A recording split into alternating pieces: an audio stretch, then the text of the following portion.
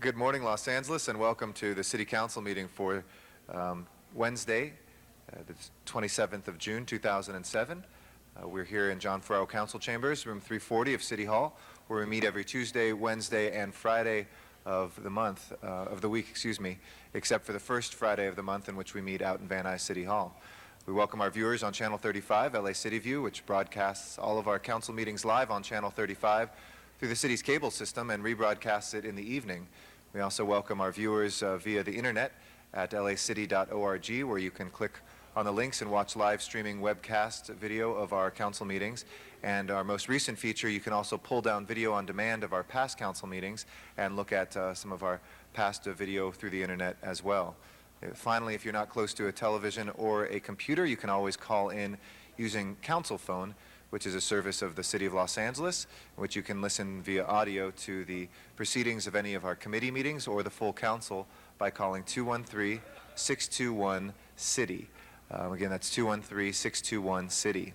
Our agendas are available also online at lacity.org, as well as through the city clerk's office, and here in council chambers, where we have council ambassadors in the back, local high school students who help us navigate the ins and outs of our council meetings, and our city clerk here to the side. If you'd like to speak on any of the items that are on our agenda, items that have not yet had a public hearing require a public hearing here in council. If you would like to fill out a speaker card, please do so and give it to one of the sergeants at arms, and we'd be happy to hear your comments. Also, if there is general public comments you'd like to give on items that are under our jurisdiction but are not on the agenda formally, those two are available in the back, and you just fill out a speaker card and give it to the sergeants at arms. I want to thank council members that are here pursuant to council rules on time. Council members Zine, Smith, Rosendahl, Huizar, and Gruhl. We are awaiting a few other members. We will be at a bare quorum, 10 members, so if we could encourage council members who are not yet with us, Council Member Labange, Council Member Parks, if you'll please join us, and Council Member Weiss and Wesson. Mr. Reyes is excused today, as is Ms. Hahn, Mr. Cardenas, and Mr. Alarcon. So again, if council members Councilmember Labange, Councilmember Parks, Councilmember Weiss, and Wesson will join us. We appreciate everybody's patience in the meantime, and we will start shortly. Thank you.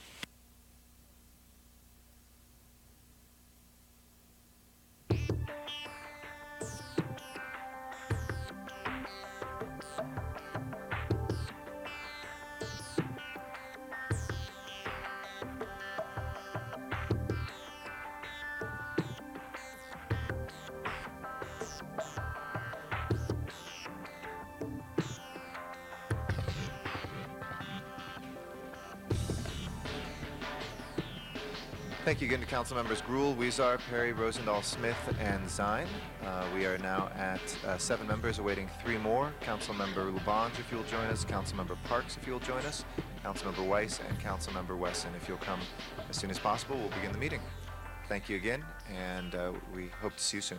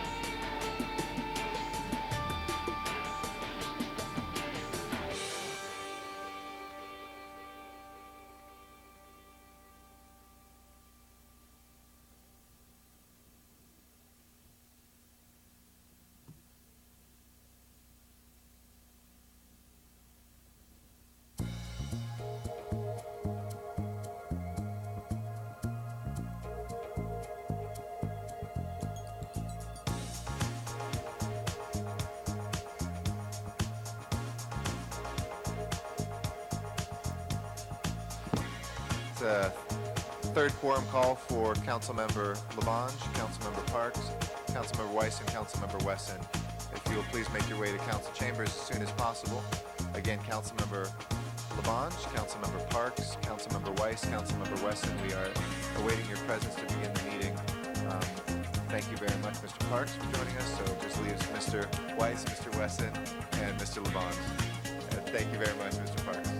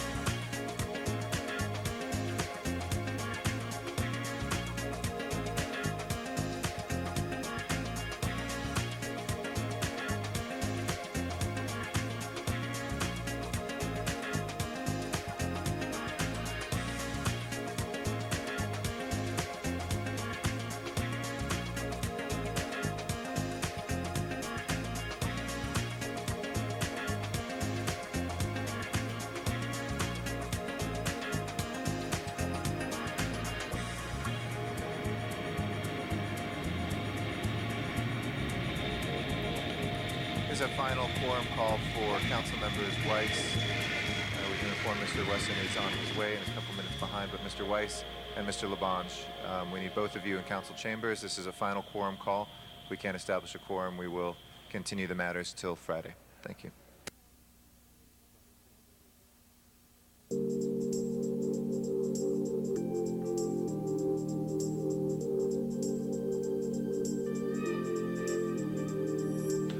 Madam Clerk, please call the roll. Alarcon, Cardenas, Gruhl, Hahn, Weezer, Labange, Parks, Perry, Reyes, Rosendahl, Smith, Weiss, Wesson, Zine, Garcetti, 10 members present and a quorum, Mr. President. Thank you very much, Madam Clerk. First order of business, please. Approval of the minutes. Mr. Weiss moves and Mr. Zine seconds. Without objection, those minutes will be approved. Next order of business. Commendatory resolutions for approval. Mr. Weezer moves and Mr. Parks seconds. Without objection, those two will be approved. At the outset, let me, just before we run through the agenda, pass on, colleagues, to you that I know Mr. Zine had been in touch as well with Mr. Norm Langer, and yesterday when we adjourned the council in memory of Al Langer, the founders of Langer's Deli, that Norm Langer and the family wanted to express to the council their gratitude for our thoughts and for adjourning the council yesterday in his memory. So wanted to pass that on.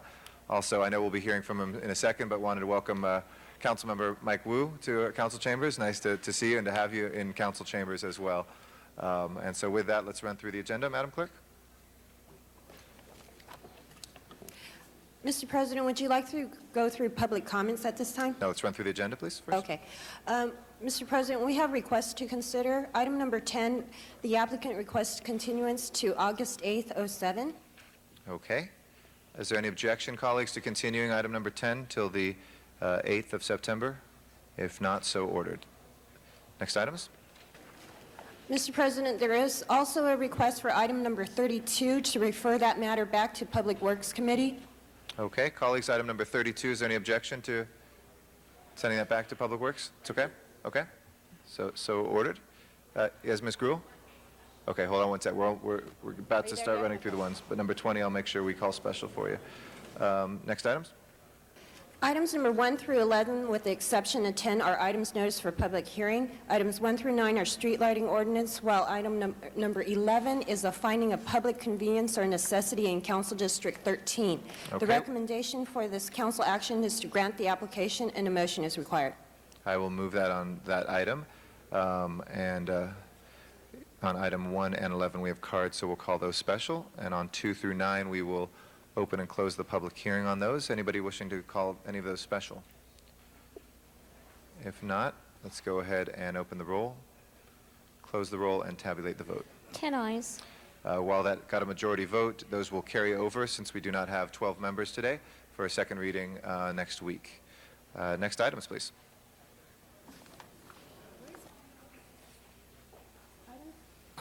Items number 12 through 30 and number 48 on the continuation agenda are items for which public hearings have been held. Items number 12 and through 15 are confirmations of city officials. Would you like to hold those on the desk? Yes, please. Let's hold the commissioner nominations on the desk, please, and call 20 special for Ms. Gruhl. Other specials, Mr. Parks? 17 for Mr. Parks. Mr. Rosendahl? To continue until the 6th? Until the 6th of July? Yeah. Okay. If there's no objection, 22 will continue till the 6th of July. Mr. Rosendahl. Other specials, Mr. Smith? 25. 25 for Mr. Smith. Mr. Zine, do you have a special, or? Okay. All right.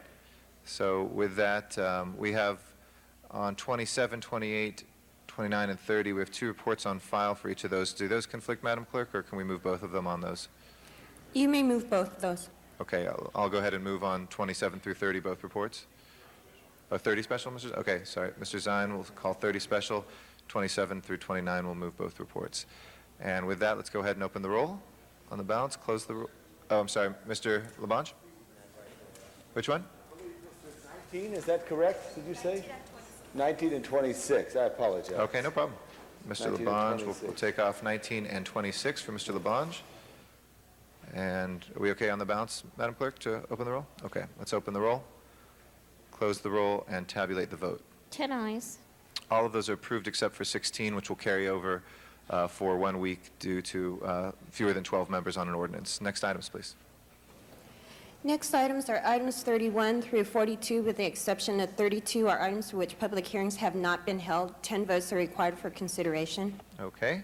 I do not see cards except on 41, so we'll call that special for cards from the public.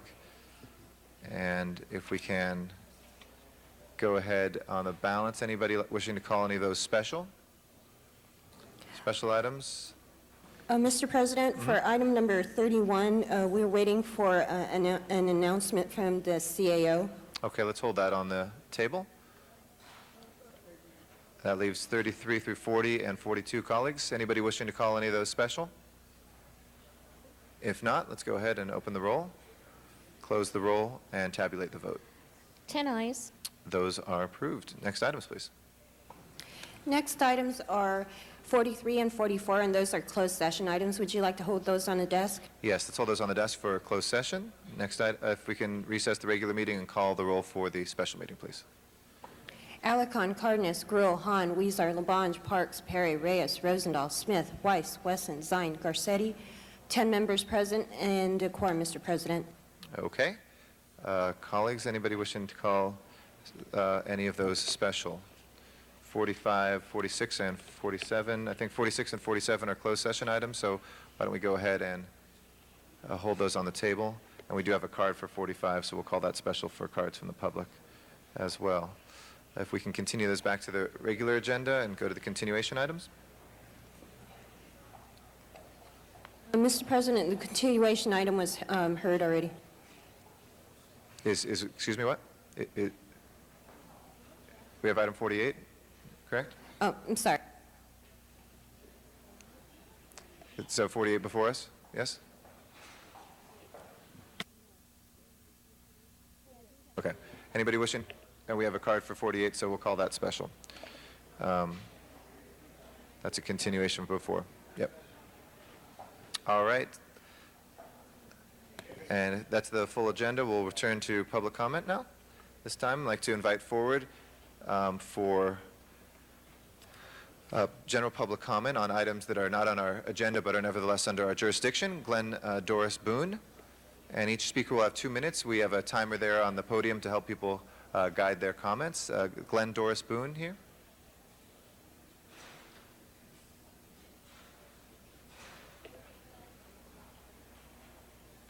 Good morning. My name is Glenn Dorsboon. I'm here to... Would you move the microphone down? Thank you very much, Mr. Dunn. Good morning to the council. My name is Glenn Dorsboon. I've had many ups and downs with the city council, with the city of Los Angeles, with the REAP program. I'm here to ask you to please get my property out of REAP, or the man's going to close on me. I have a foreclosure letter in my hand. He will foreclose unless I get out of REAP in the next 5 days. And the REAP program is... The program for the REAP is to be heard here in this day to release properties from the REAP, the 4017 Country Club Drive. I've had eminent domains. I've had all kinds of things that are against the property and against me, and it has broke me. I'm here to ask you your help. I need your help this morning to get me out of REAP. REAP has destroyed my business, my finances, my home is all mixed in it. The one building at 4017 Country Club Drive has just drained me of everything I have. The city has not responded with me at all. I do thank Mr. Lipton. I thank Attorney Ken Cambara from the City Council and the City Attorney's Office, but I need help to prevent this foreclosure on my property because I've been in that REAP since 2003. It's too long. I have complied to all the rules. They held me up on account of 31 meters that were not connected. 3 whole years, I could not do anything. Now I'm asking help to get out of REAP so I don't lose this property. My name is Glenn Boone, and I'm talking about 3277 REAP number. Thank you kindly. Thank you very much, and we'll look up your address and see if we can get the appropriate council office to be in discussions with you, if you'll just hang out there for a second. Our next public comment speaker is Sharon Brewer out in Van Nuys. If we can go out to Van Nuys. Good morning, Ms. Brewer.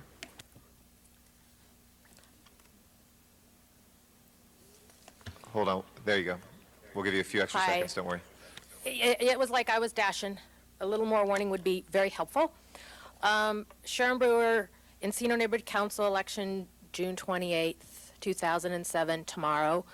I have before me the Neighborhood Council election procedures approved by the Los Angeles City Council on January 25th, 2005. And under on page 9, it says that the following schedule will be used to facilitate the review and approval of election procedures. Number 4 says the finalized election procedures must be approved by Dunn no later than 90 days prior to the designated election day, which was March 31st, 2007. 5, the finalized election procedures must also be adopted by the interim or elected neighborhood council governing board in a publicly noticed meeting no later than 60 days before the scheduled election. That date would have been April 30th, 2007. As I've stated before, Encino Neighborhood Council has not approved any election procedures since their initial ones that approved January 24th, 2007.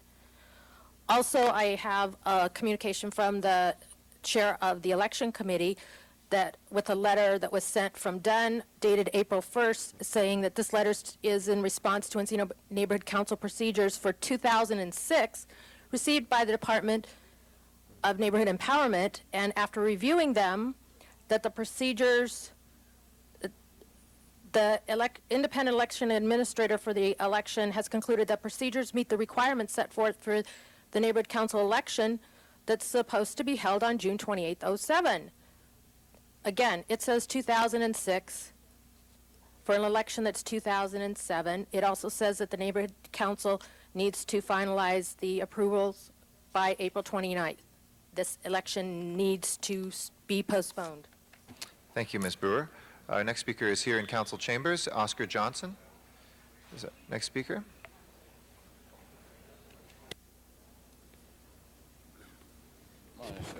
Council member, my name is Oscar Johnson. I'm proactive for the homeless in the city of Los Angeles, and I continue to come to the city council meeting and seem as though in the last 30 years in our country have fell into something like entertainment. Negative entertainment seems as though we are people waiting for someone to tell us something funny and make us laugh. And there's no laughing matters what's going on today with human life that is being destroyed in America, in Los Angeles, and all over this country through our political system that have eliminated African America from our political decision. We live in a community, but we have no kind of decision of which direction our community is going. We let foreigners come in this country, and majority illegal immigrants come to America. They come around the African American peoples and they sit up in their community. You don't take them in the Caucasian American community and sit up in your community, because that's what you think of us. We don't supposed to be independent-minded people, do independent thinking. And I see our district attorney office and our police department. If we were united enough in Los Angeles, we can recall Chief Branton. Chief Branton needs to be recalled because he is far away from doing his obligations, what he is sworn to do. Because numerous occasions, the policemen ride up and down by my house trying to intimidate me. You know, I walk out my door, the police standing in front of my door numerous of times. And, but yet it's still the district attorney and the policeman cannot do unsolved murders in Los Angeles. 80% murders is unsolved. They get the money, get the resources to do it, and have the manpower to do it, but they just don't do it. I guess because they feel like there's no one over them to make them do it. The district attorney and the people in the law said that I guess we're above the law, but I think our Constitution should read that we the people though. But we have been excluded from our lawmaking decision through our political that people in office represent us. They get information, and we hope the information that we need, but they make their decision in their secret chambers and bring out their decision to the public and push it down our throat and tell us this the rule that you should live by.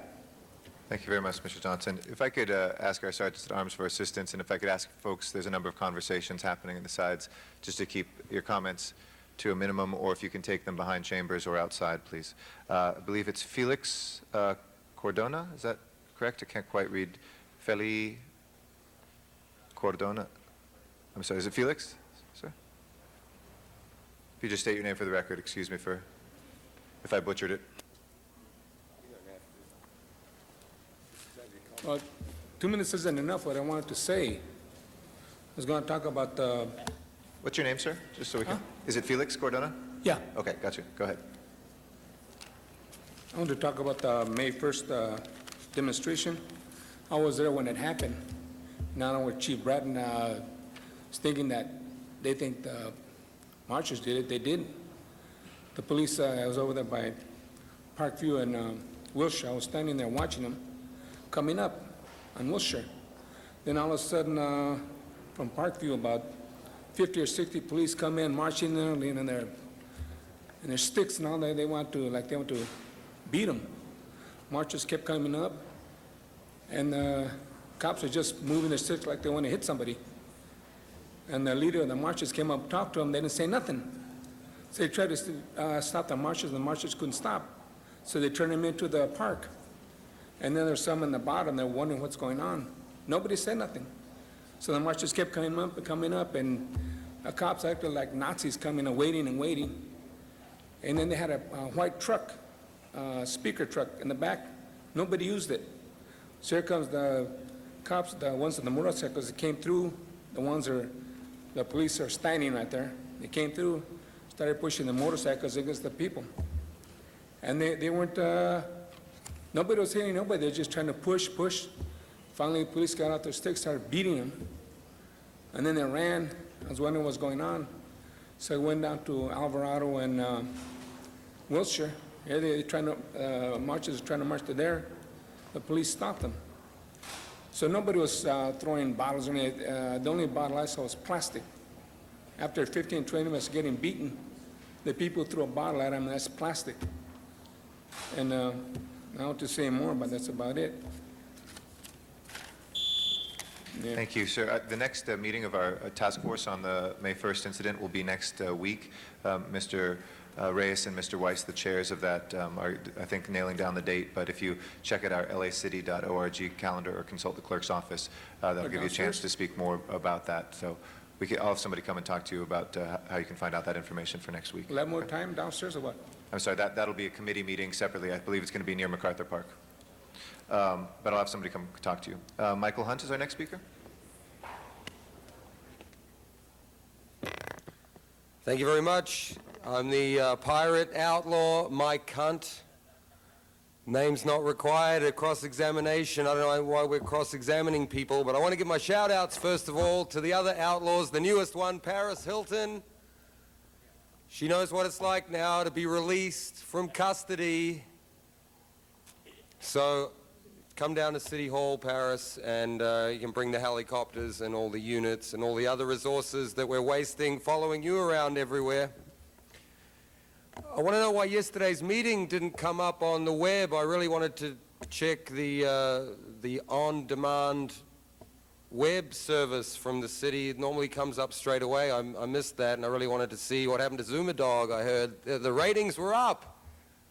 They were huge. Apparently, yeah, it's all the talk of the town. Eric Garcetti's becoming more and more famous day by day with that association. And, you know, good or bad, let's just ride it while it's going, right? Now, the serious business, Oscar Johnson.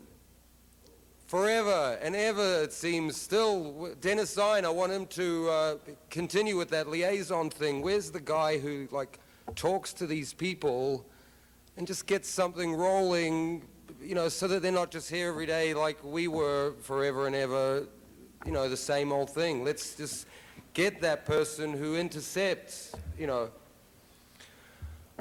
I want to talk about this guy who just had public comment about May 1st, and that Chief Bratton slides through with a reappointment right in the middle of the investigation. It's like one smoke screen after another. We got the mayor, and then he needs to put up the Rocky smoke screen, so the media's on him. They let Paris out. It's like it is a big circus, and we weren't even in that one. The graffiti mitigation's not working. That new Venice wall, I was down there yesterday morning, and there's graffiti all over the stores, and they just hit the merchants. It's strange. They don't hit the houses or anything, but... Thank you, Mr. Dowd. And just as a point of information, we do have, beginning with the new fiscal year, the position in the city clerk's office to do some of that interaction. That was something included in the budget. I don't know if they'll have somebody hired by the 1st, but it's in this year's fiscal year. Mr. Hunt, would you like to speak next?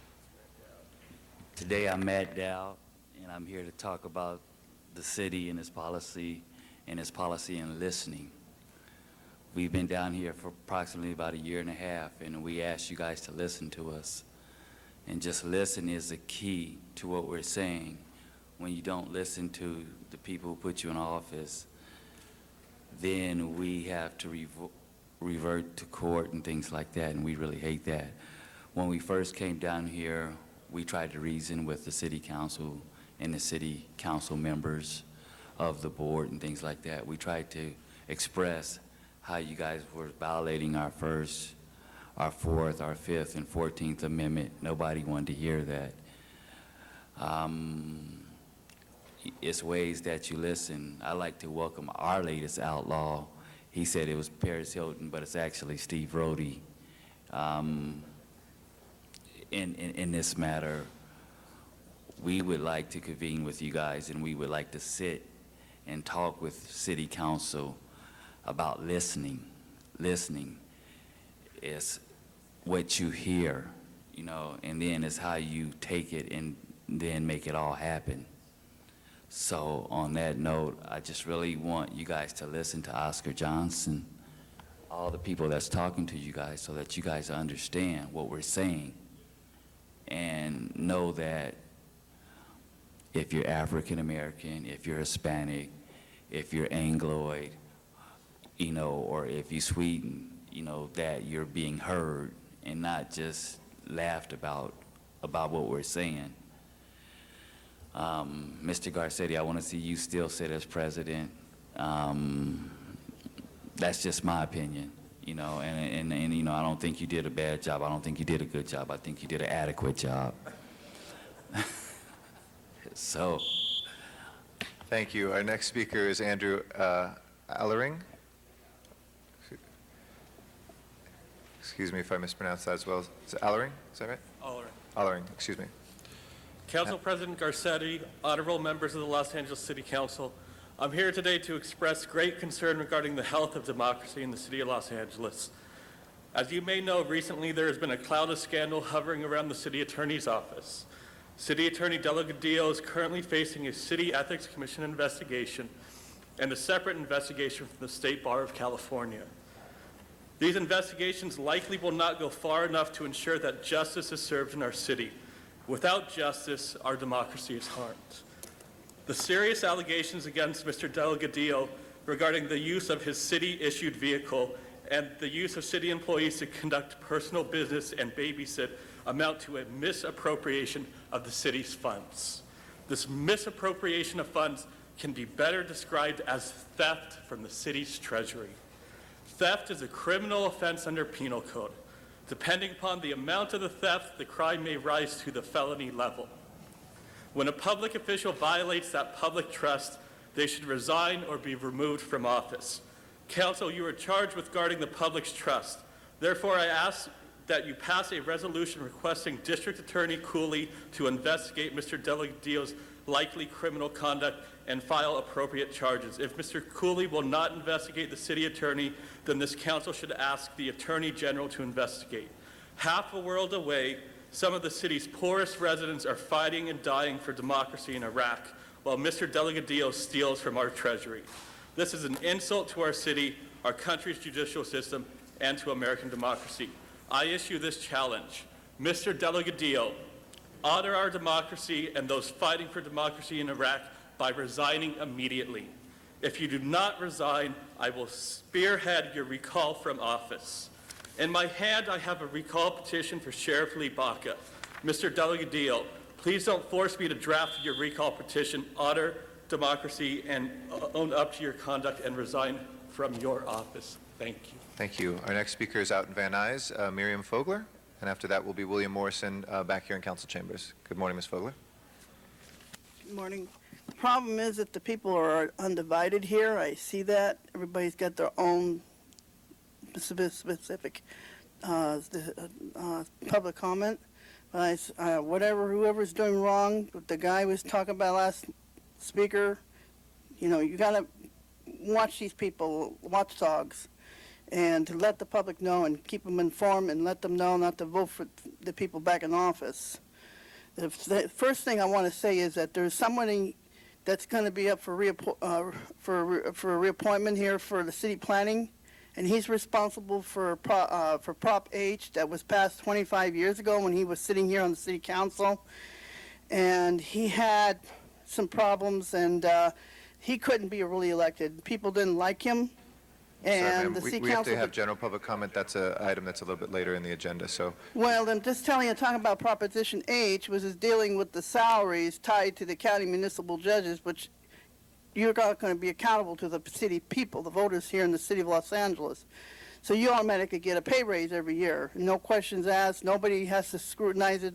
Nobody questions your job, your qualifications, how well you're doing, your job, whatever. But the city employees, they're under the same jurisdiction as you, and yet you do that to them. Why can't they have their COLAs every year and have their cost of living? They need at least a 6% now every year to catch up with the cost of living. It's very bad out there. And I'm talking about everybody who works for the city.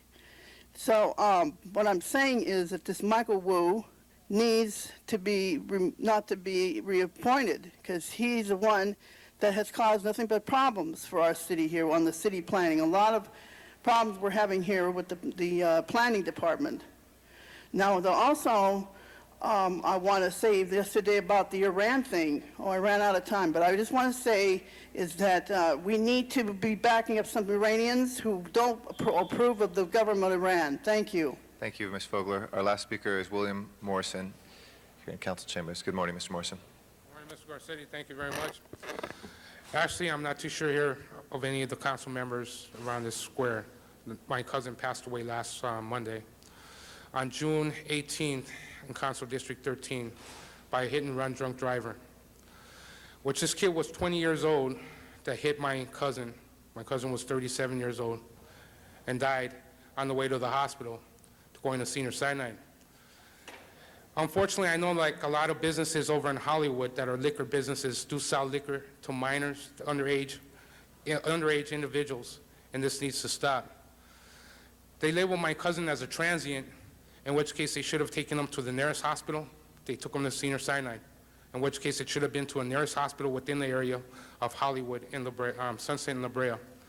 He died at 1:53 in the morning on the 18th. And I want a remembrance of him. His name was Robert Pazizak. And this is one thing, I know that one of the items that's coming up in today's council chamber, we better start looking at the items very carefully before we give liquor license to any of these businesses throughout our city. And I feel on item number 11, we better really look at that item really carefully today. I don't think any of these businesses that are selling liquor, I already know that most of them do sell to minors behind closed doors, and we better start investigating that.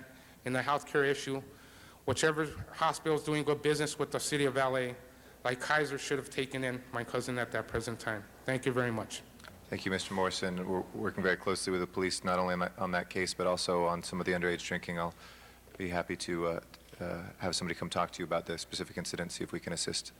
That closes our public comment for today. If we can return to the items that we called special, starting with the commissioners, please. Before that, I'd like to recognize Mr. Labange for an introduction of some very honored guests we have here in council chambers. Well, Mr. I know, Labange. Mr. President, I think you would like to do this and join me in celebration as the representative of Thai Town in Los Angeles, which I'm right adjacent to it, but we have a very special delegation from Bangkok and Thailand here, and we all want to ask a very great John Farrell Chamber welcome to the leader of the delegation, Santi Villa Ase Dantant. Please give him a great, strong welcome. And all our members and friends from Bangkok, please stand and be welcomed by the Los Angeles City Council. Thank you. They will be touring City Hall, including some of the communication centers, the traffic centers, and also go to the Tom Bradley Tower. So we certainly welcome you here, and we also stand in support for the people of Thailand for that terrible tsunami that affected the region some years ago. And we want you to know we send our love.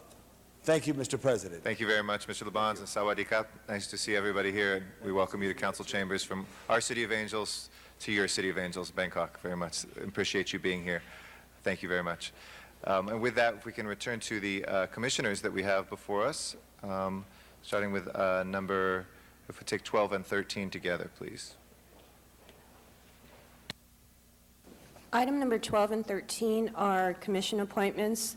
Item number 12 is the appointment of Ms. Lark Galloway Gilliam to the Commission for Children, Youth, and Their Families, and item 13 is Michelle Segura to the Commission for Children, Youth, and Their Families. If we can have both the nominees come forward to the table, and like to recognize the chair of our Arts Parks Committee, Mr. Tom Labange. Thank you. These are two great selections on behalf of the mayor's office, which makes these selections here in our Department of Children, Youth, and Family. Just briefly, if you could both express your passion of why you want to serve the city of Los Angeles. Absolutely. Thank you very much for this opportunity to serve the city of Los Angeles. I have been on the commission for a couple of years now and really excited about the opportunity to be reappointed. I have served as the chairperson for the last year. I'm on this commission because I believe that we have an obligation and an opportunity to ensure that the young people in our community, the children, are afforded the opportunity to live and grow up healthy in this city of ours. And my goal in serving on this commission is to really work with the city council and mayor to establish a policy here in the city of Los Angeles that ensures that children have the kind of support that they need. Well, hello, my name is Michelle Segura, and first of all, it is definitely an honor for me to be sitting here today and, approaching this wonderful opportunity. And as you just said, I also believe that it is an important task and really a challenge for the city of Los Angeles to engage its youth, which is obviously an important voice of the community and the larger Los Angeles community as well. So I'm honored again to represent that youth voice on the commission. I would serve as the youth commissioner. I've been involved with the LA City Youth Council for approximately 2 years now. I'm currently serving as the interim vice president, and I'm also the appointed youth representative for Council District 1 at Reyes. But, aside from that, I am a youth in Los Angeles, obviously. I recently graduated from Immaculate Heart High School. I will be attending USC this next year. And really what it comes down to for me is just a belief in people And, it may come off as perhaps naive or idealistic, but it is a genuine dedication and a commitment to the people of Los Angeles. I really love LA. I love the neighborhood I grew up in, and I see it as an important challenge to me personally as well to see how I can reach out to other youth in Los Angeles, and this is one step forward in that direction. So. Thank you both very much. Mr. LeBon? Great, and I'm so proud, especially of the youth council member here who went to St. Thomas Elementary School on Pico and also Immaculate Heart High School, and is going to go next year to the University of Southern California, USC. So we have someone who's very involved. Strong recommendations for a unanimous vote on these very fine appointments. Thank you very much, Mr. LeBon. Ms. Gruhl is our next speaker. Thank you very much. I just wanted to stand up and congratulate both of you, and wonderful that you're continuing your efforts on the Children, Youth, and Families, and it is a critical part, and this is an exciting time, I think, at Children, Youth, and Families with our new permanent executive director and some of the programs and coordination, and I think working with other city departments, this is going to be a great year. So your leadership and willingness to serve, I appreciate very much.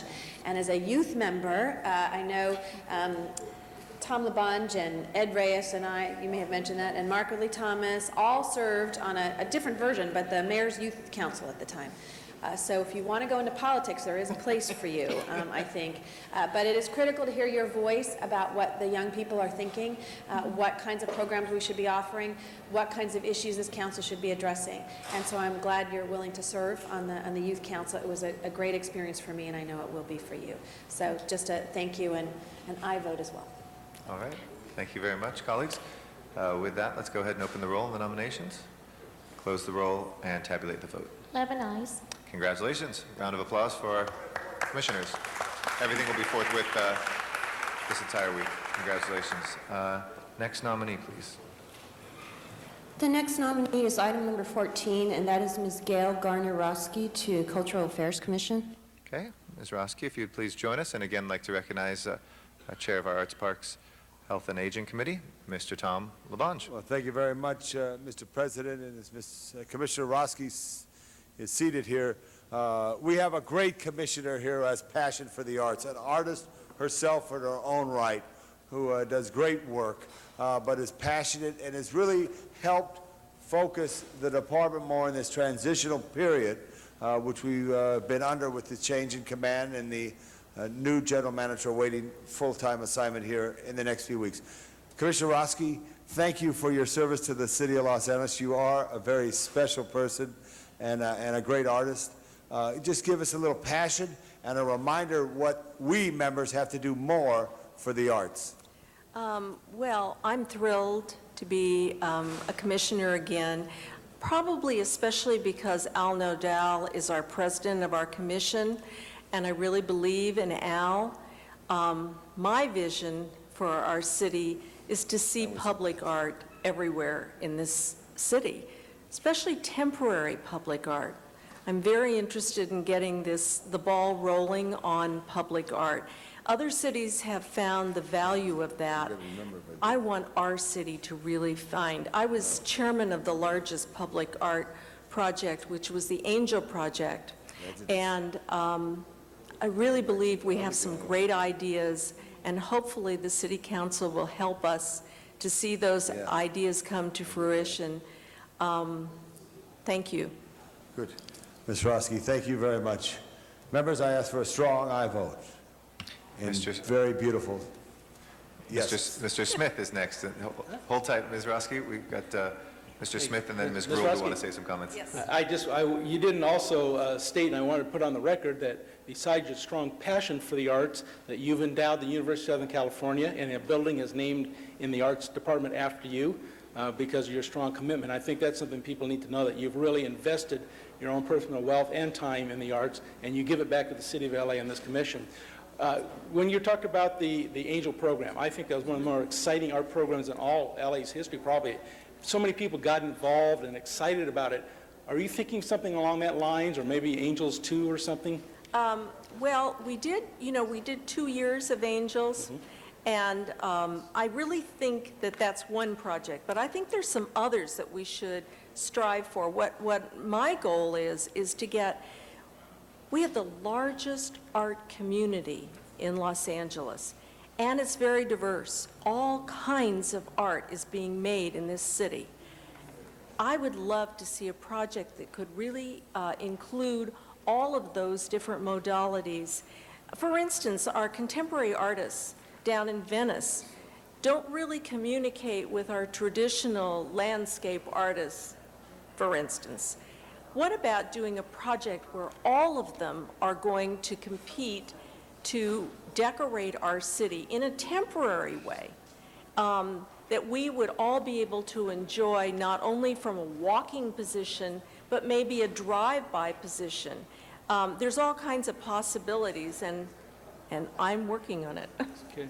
Well, I'm very excited about your reappointment. I think with Al Nodell there, it's a great team. One thing I've asked you to do, and I've complained about this in the budget process, we have a program where we give grants to artists to provide art.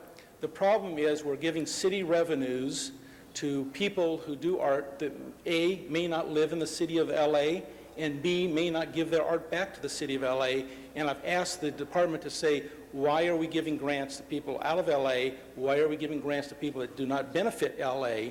I think we need to stop that practice, and I hope you'll take a look at that those artist in residence programs are really for Los Angeles residents and Los Angeles art.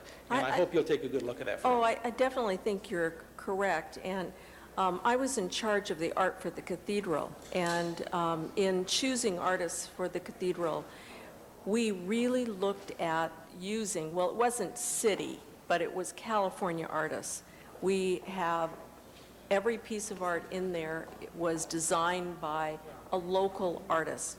That's really important that we support our own. And we have enough. We don't need to go anywhere else. Yeah. Thank you very much, and good luck, and you're doing a great job. Thank you. Thank you very much, Ms. Gruhl. That's okay. I'll let you know right after the vote. Sit down. If you'd stay at the table, and then I'll let you know after the vote when it's done. Don't worry. Ms. Gruhl. I wanted to also stand up and thank Gail, and we had a chance to chat a little bit beforehand and about an exciting time in the Cultural Affairs Department with the new general manager and Al being there, and we were talking about during his tenure, he really thought outside the box and pushed the envelope and said, how can we look at the cultural diversity of the city and support it in so many ways? And I think, as Mr. Smith mentioned, particularly those that are residing in LA, to support them in that effort and to really have the city be a cultural partner, which we've been, like the stepsister participant, and we need to step up to the plate. And I think all of you can come back to us and say, here's what we can do in the city of Los Angeles, more that you've ever done before. And so I think the ideas of how we can start getting people to think about what's happening in the rest of the city and to be able to go to different parts of the city. So I want to thank you for your willingness to serve again in your busy schedule. And I didn't realize how involved you were with the USC, and I'm a Bruin, but I'll still vote for you, Gail, anyway. So, but thank you very much for your leadership. Well, thanks very much, Wendy, and thanks for your offer to help, too. Yeah. Appreciate that. Great. Thank you. And she's wearing a color that applies to both schools, so I think we're safe. So with that, let's go ahead and open the roll on the nomination, close the roll, and tabulate the vote. 11 ayes. Congratulations.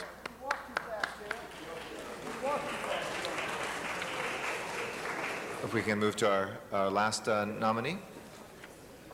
The last commission appointment is Mr. Michael Wu to City Planning Commission. Thank you. I know Mr. Reyes, the chair of Plum, is excused, so he couldn't be here today, but let me just say that it's been a great pleasure to have Mr. Wu on the Planning Commission, somebody who comes to us as I think the first member of this body who is a trained planner. Mr. Reyes certainly follows in those footsteps, but as somebody who's followed in your footsteps as well, we really appreciate the perspectives that you brought, many of them ahead of their time, in the Hollywood areas and throughout the city, and you certainly have applied that, and wanted to give you the opportunity to say something to the body and to the public before, and then we'll see if anybody else would like to add some good wishes as well. Thank you, Mr. President.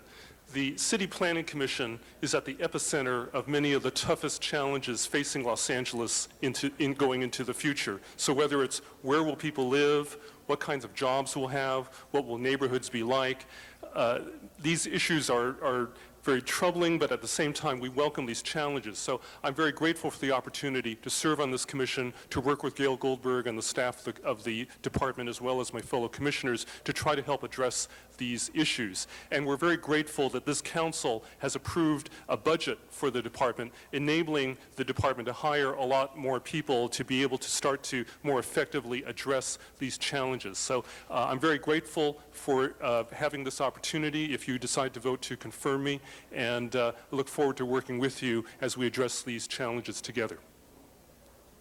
Thank you very much, Mr. Wu. And I know we have Councilmember Rosendahl who'd like to add a few words as well. Mr. Rosendahl? Thank you, Mr. President. Good morning, Michael. Good morning. Your experience as a council member, candidate for mayor, and now a leader in the planning department, could you just reflect on your experience on the department right now and the transition it's going through and some of the main issues you see going forward?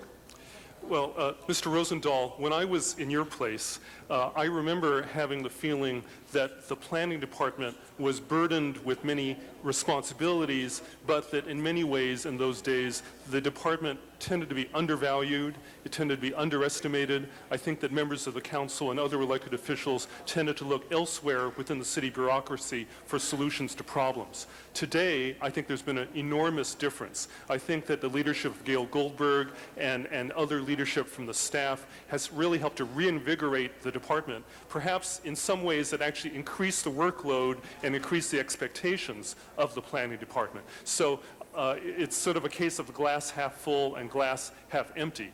But I'm really happy to see that the planning department really has been stepping up to this challenge, trying to respond not just to council motions, but the larger issues that are being raised by the mayor, by the general public. And so I think there's been a big change between what I was used to 15 or 20 years ago and the condition and the capability of the city planning department today. I appreciate that. That's positive, and I like positive, optimistic comments. My district, the 11th district, you're familiar with it, has a big issue. The issue is how do we keep middle class, working class, and poor classes in the 11th district? It's just becoming a high-end district. Everybody wants to live near the beach. How do we preserve the affordable housing, of which 50% of my constituents are renters? When I first came on this job, I'll never forget one of the city attorneys said, there's nothing you can do about Lincoln Place, as they were chaining these people and tearing them out of their apartments and really destroyed a whole quality of life there because of this Ellis Act business. And frankly, as you and I both know, if somebody sees a nice apartment building and they announce they're getting out of the rental business, they throw the people out no matter how old they are or whatever the story is. Good news is we've upped their relocation monies, but it's still not enough. You can't live in the 11th district. Rental is too high, and my housing stock every day gets threatened by condo conversions. Any thoughts about that issue? Well, Mr. Rosendahl, you're asking a very tough question, and one which applies not only in the 11th district, but actually throughout the city of LA. It's a citywide problem. The general answer I'll give you, without getting into specifics, is I think there are two things that need to be done in general. One is to maintain and protect as much of the affordable housing that currently exists. That means taking action to act against demolition and to protect the existing stock.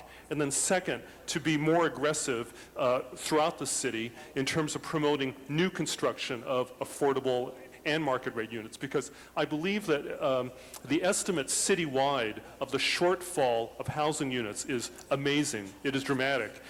My understanding is, according to SCAG estimates, over the next 8 years, this city will need about 114,000 new housing units built in order to keep up with the demand. But as you know, we're lucky when we're able to get somewhere between 7,000, 8,000, or 9,000 new units per year built. So we're looking at a potential shortfall over the next 8 years of as many as maybe 30 or 40,000 units. So how should we get them? How can we create these? So again, it comes back to, I think, the two basic principles, which is do everything you can to protect the existing supply of housing, and then second, be very aggressive and creative promoting housing with incentives such as rezoning, density bonuses, other ways of squeezing in more units, because it's one of the most crucial citywide challenges we face. Prop H, which was defeated, unfortunately, by a couple of points, you have to have two-thirds vote, which is ridiculous. It's really the tyranny of the minority over the democracy. We need to put that back on the ballot. Do you agree with that we should put Prop H back on to create a $1 billion fund, some affordable housing, some homeless housing, and some modern? I think it's a good idea, and I think that we'll need some creative minds to come up with an effective political strategy to get the two-thirds we need. Last question is the joint at the hip that I say a lot between planning and transportation. In the past, they didn't join at the hip. My district is a perfect example of a disaster of lack of planning between LA City, City of Santa Monica, City of Culver, and the county. We're gridlocked morning, noon, and night, north, south, east, west. What's your sense of our transportation infrastructure or lack thereof and what we need to do and tie it into planning? Well, once again, Mr. Rosendahl, you're asking another tough question. Let me try to give you the short version of an answer, and I'd be happy to talk to you or to other council members in more detail. Los Angeles, like many other large cities, frequently runs into a problem of the left hand and the right hand not knowing what each other are doing. And specifically relating to your question, frequently land use planning and transportation planning seem to happen in separate vacuums, or the so-called bureaucratic silos.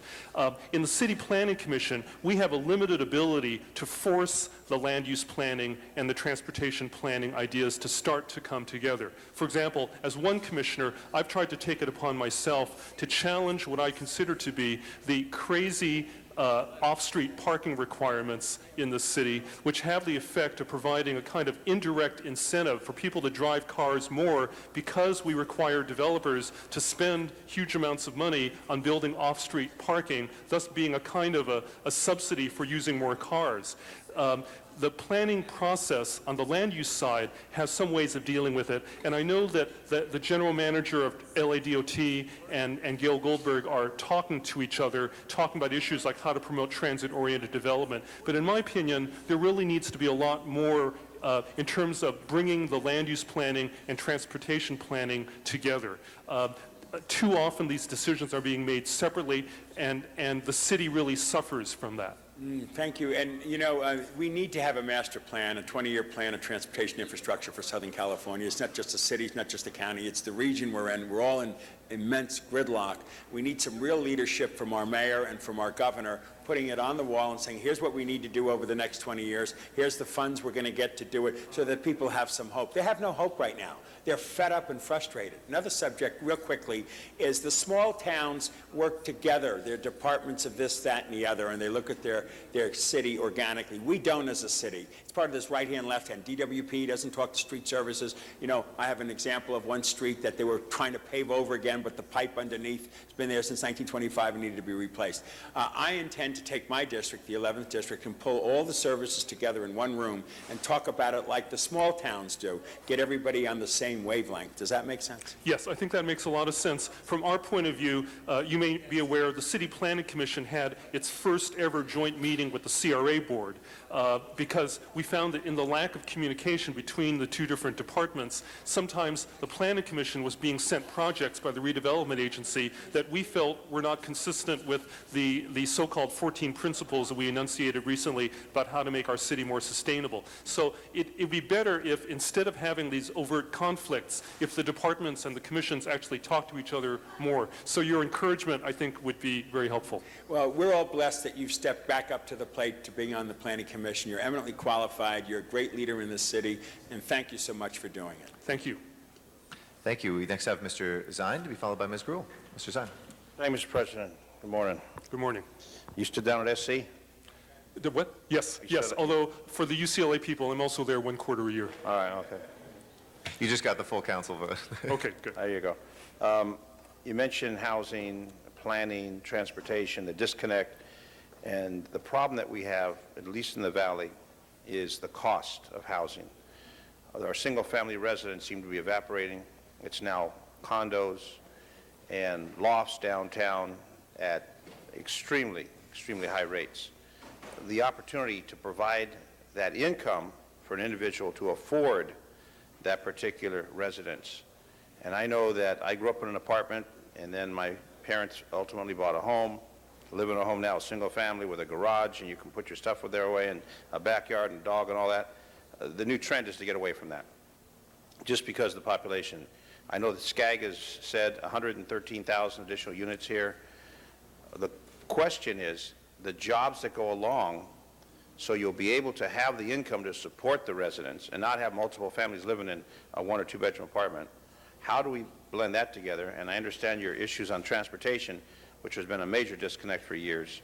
How do we get those jobs established here and not moving out of this region for whatever reason, so people have the income in order to provide that residence, that new condo, that new loft, which is the trend that we're going now? Well, Mr. Zine, you're asking a very tough question about how to combine economic development with housing, or in other words, how do we not neglect the need to create jobs in the city, as well as meeting the need for housing.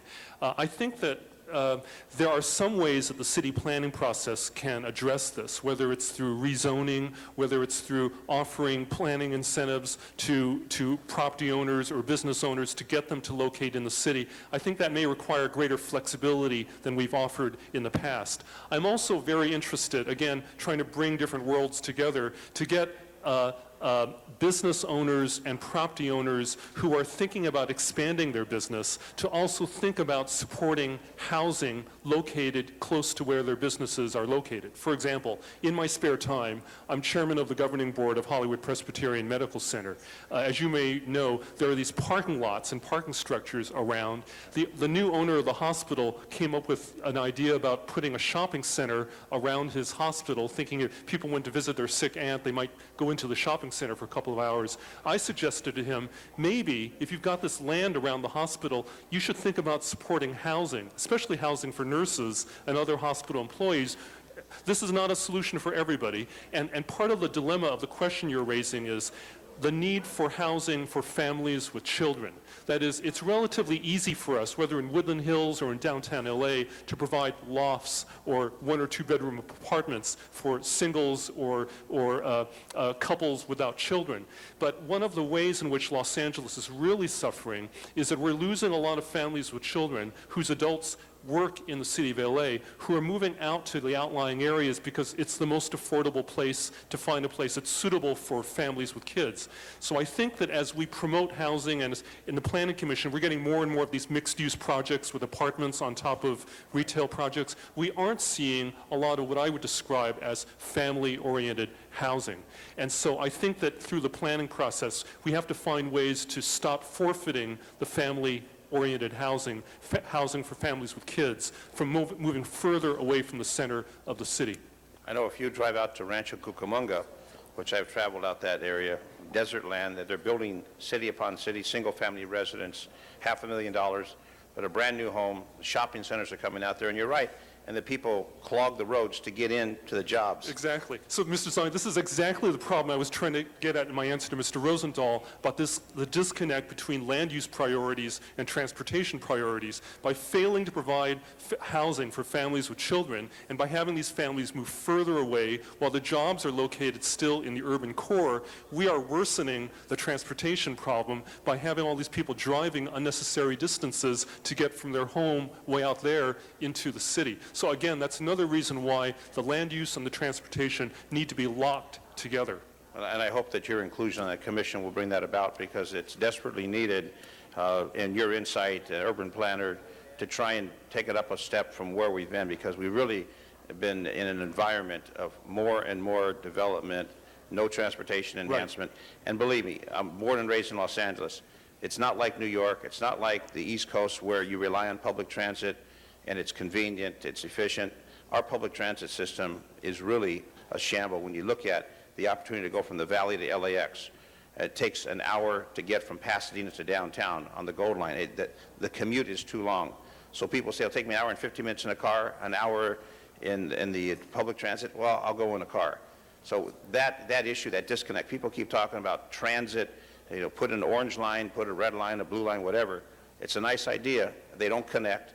And the distance to get from the Valley to Long Beach, for example, I've done that about 3-hour trip from the orange line to the red line to the blue line, about a 3-hour trip. That's just one way too long. So that component, hopefully with your inclusion on the commission, will make things happen. Well, Mr. Zine, I'll do my best. I should say, in defense of my colleague Diego Cardoso on the City Planning Commission, who works for the MTA, for some people, the transportation system works really well. And I have found, for example, right now, I can't drive because I had an operation on my eye and my doctor won't let me drive. So for the last 2 days, I've actually been taking transit around. There's a bus stop 1 block away from my house. I've been after this, I'm going to take the Gold Line out to Pasadena and then back to the cornfield. And so for some people, it does work, but we need to do more, especially with the feeder lines that connect between where people live to where the bus or the rail lines. If we could address that through dash systems or other ways to augment the system that currently exists, I think a lot more people would ride transit. And to get them there quicker, because we're always pressed. It's not the distance, it's how long it's going to take to get there. That's always the focus we have in LA. Well, welcome aboard, back to the city family. Thank you. Thanks, Thank Mike. you. Ms. Gruhl. Thank you, and I won't take too much time because a lot of my colleagues have talked about an issue that is critically important to me as chair of the Transportation Committee. And I know that as we've appeared before the Planning Commission, and as my community has, the biggest issue regarding various projects is traffic and what kind of traffic it will create and how we make decisions and how we look at the cumulative impact, how we look at trip credits, which we're also looking at, and how we determine and have a vision as to where density will occur and for some people, more importantly, where it will not occur. So there is some coordination there in that location. And I know we've been working with the department and talking to the commissioners about how we educate the public, and this is something that I know I mentioned when the commissioners here were here before, was how do we begin to engage and have a dialogue about the planning process where we control things, where we don't control, where we can have influence. And I think I was impressed with the commission coming up with their 14. 14, sorry. You're missing 2. 14 points. Which says this is a philosophy which is consistent, most of it with the city, and I think Plum is going to have a presentation on that as well. But I have been very impressed with the commission, their diligence in reading all of those materials and the time that takes, so I appreciate that. And I think that everyone should take public transportation when they can, whether it's once a month, whether it's once a week, to be able to see where the gaps are. I know as someone who does take the subway, I see some of the problems with parking, or as I think someone said, the lack of a seamless system. You might be able to get from the valley to downtown, but getting from the valley to the west side or from the west side to here, it does take much longer than any of us would like. So I just want to thank you for your commitment, willingness. You've been a great commissioner and someone who has been very thoughtful in your decision-making process. Thank you, Ms. Gruhl. I and my colleagues, I think, will try to do our best to support your efforts. I think that there's a new attitude, not just from our commission, but also from your committee and the council, in terms of the relationship to the automobile and what is the right role of the automobile within the urban environment. And I think from the City Planning Commission, I, for one, I think, and some of my colleagues, I think, really want to try to push the envelope. That is, to try harder than we ever have before to be tough about making choices and recognizing that you can't just add an endless number of parking spaces, you can't just widen streets, you can't just eliminate pedestrian opportunities and ignore the impact that has on how sustainable the city is. So whether it's decisions about parking spaces, decisions about opposing recommendations for street widening, I think you can count on our commission to continue to take, and perhaps an even tougher line about trying to point in a different direction. Thank you. Thank you very much for that. Thank you, Mr. President. Mr. Labange. Thank you. Michael Wu, good to see you. Thank you for your service to Los Angeles. Has your Planning Commission and the Transportation Commission ever had a joint meeting? No, not yet, but I think we would welcome it. And if you could help us arrange it, I think we would be very interested. Good.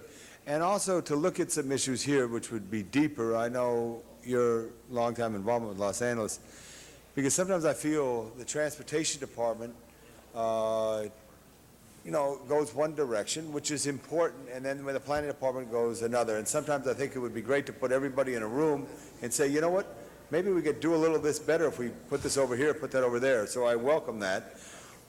just on a land use issue, because you're big on neighborhoods, and I think of you, I want to tell you the truth, on Hyperion in Scotland, because when you were a council person, you had the first Million Tree Initiative. And I remember you planted trees there on Hyperion that are blooming beautifully by Michael Lear's architectural office there, where the LA Weekly used to be by the old Safeway, and then over on St. Andrews, you did some, in other parts, which was good.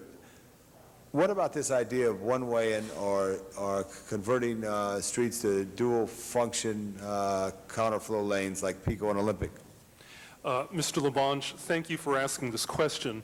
There's an interesting column in today's New York Times by Thomas Friedman about how the world has changed because so many things can be videotaped or recorded on a camera phone. If you were to turn back the clock and ask the Mike Wu of 1990 this question, I would have given you a different answer than I'll give you today. Right. About 17 years ago, I supported a recommendation in Hollywood to convert Sunset and Santa Monica into a one-way street pair because I was convinced at the time by engineers there's going to be so much traffic going east-west through this part of town, got to do something about it, and I think that I accepted it in an unquestioning way.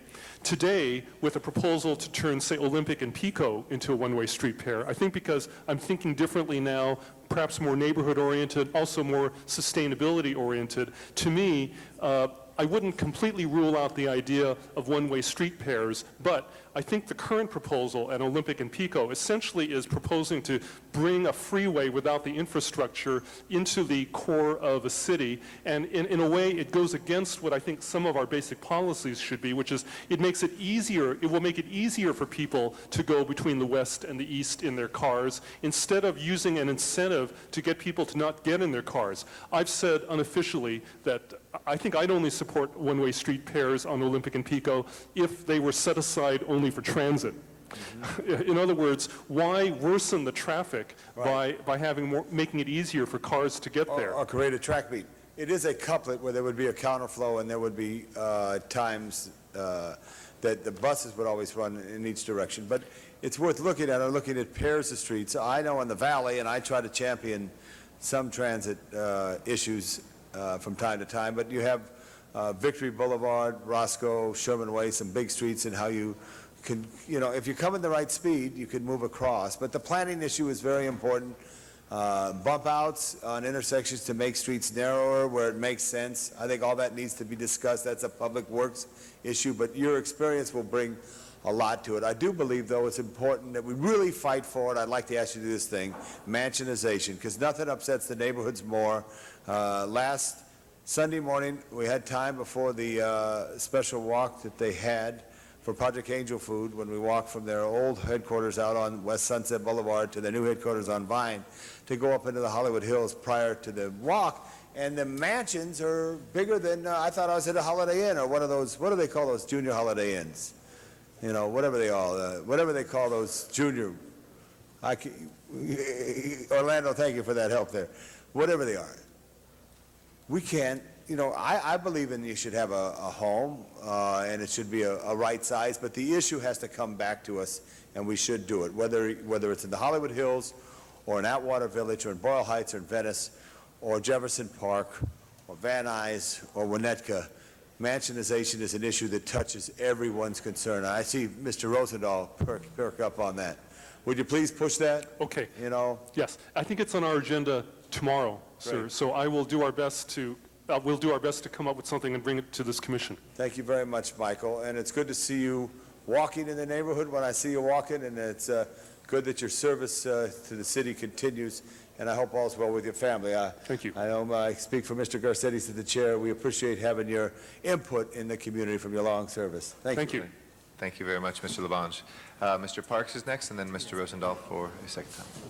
Good morning, Commissioner. Good morning. I just wanted, and we've dealt with some of this before your commission. As you know, and you've worked right in the heart of South Los Angeles and fully aware of some of the issues of older communities.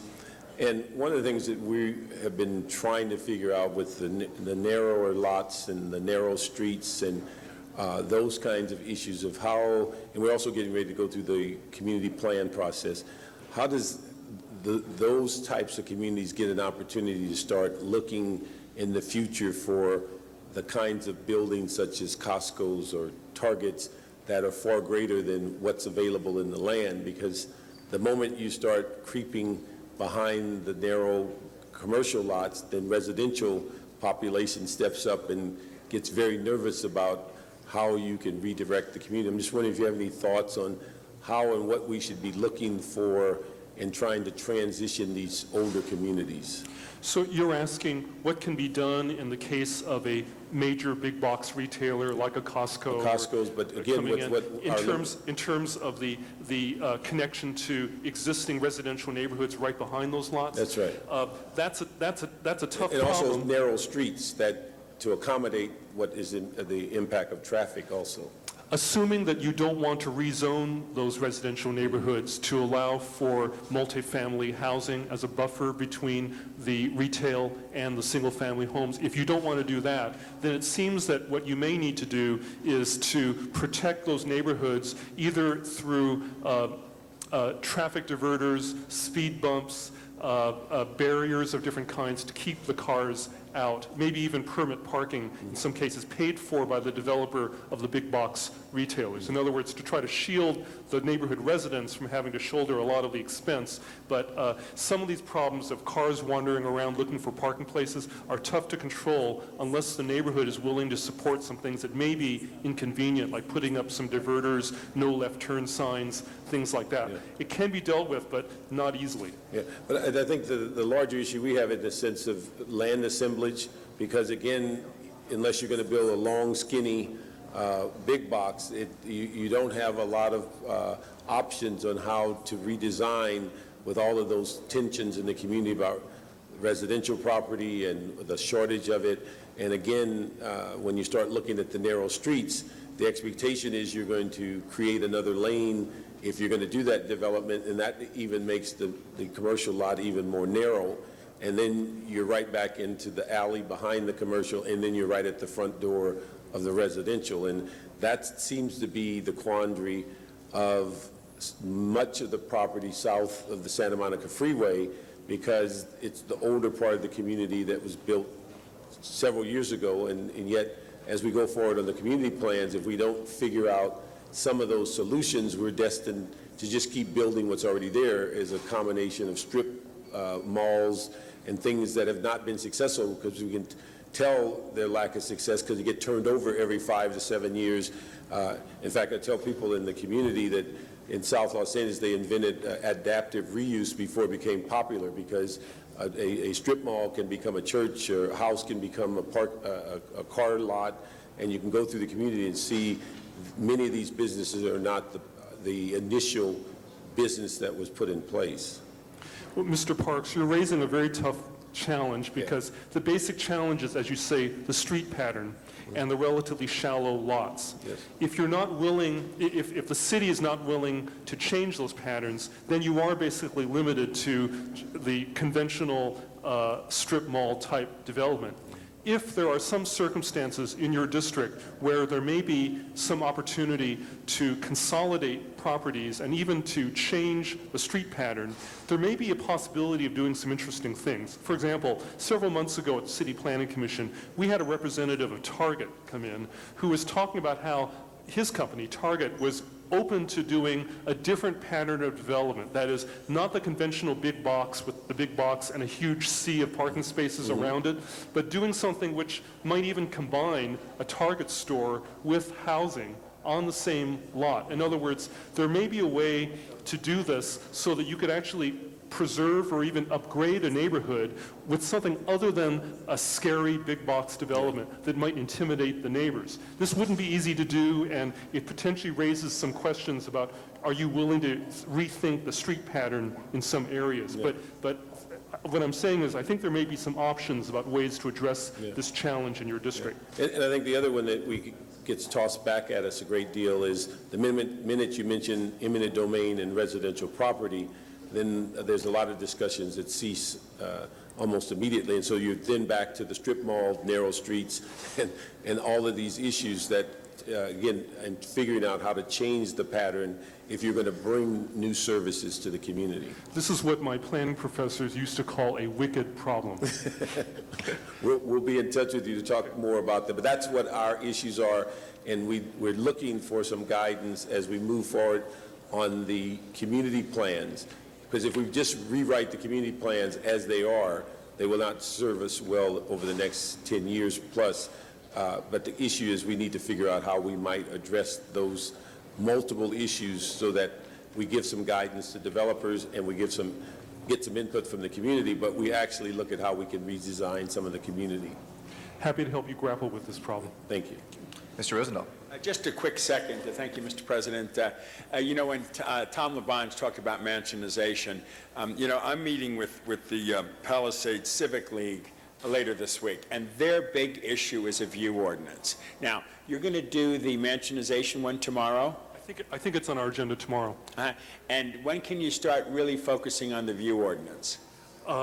We'll have to talk to Gail Goldberg about this, but hopefully I'll go up and see her as soon as we're done.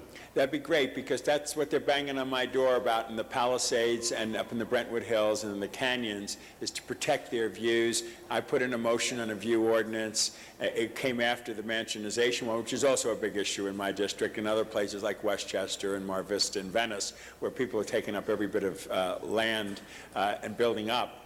But it's the view ordinance in the hillsides that are most important to me. And again, thank you for stepping to the plate. Thank you. Appreciate it. I'll ask Gil Goldberg about Great, this, and thank you. we'll get back to you. Thank you. Thank you, Mr. President. Thank you very much, Mr. Rosendahl. And that's our last speaker in the queue. So with that, let's go ahead and open the roll, close the roll, and tabulate the vote. 11 ayes. Congratulations on your reappointment. A round of Thank you. applause for Mr. Wu. Thank you. Item number 31, if you'll read into the record before we take that vote, Madam Clerk. The city sold the 2007 tax and revenue anticipation notes as follows. Lehman Brothers at a true cost of 3.62014% for $25 million of the principal amount of the notes. City at a true cost of 3.62014% for $125 million of the principal amount of the notes. J.P. Morgan Securities Incorporated at a true cost of 3.62928% for $100 million of the principal amount of the notes.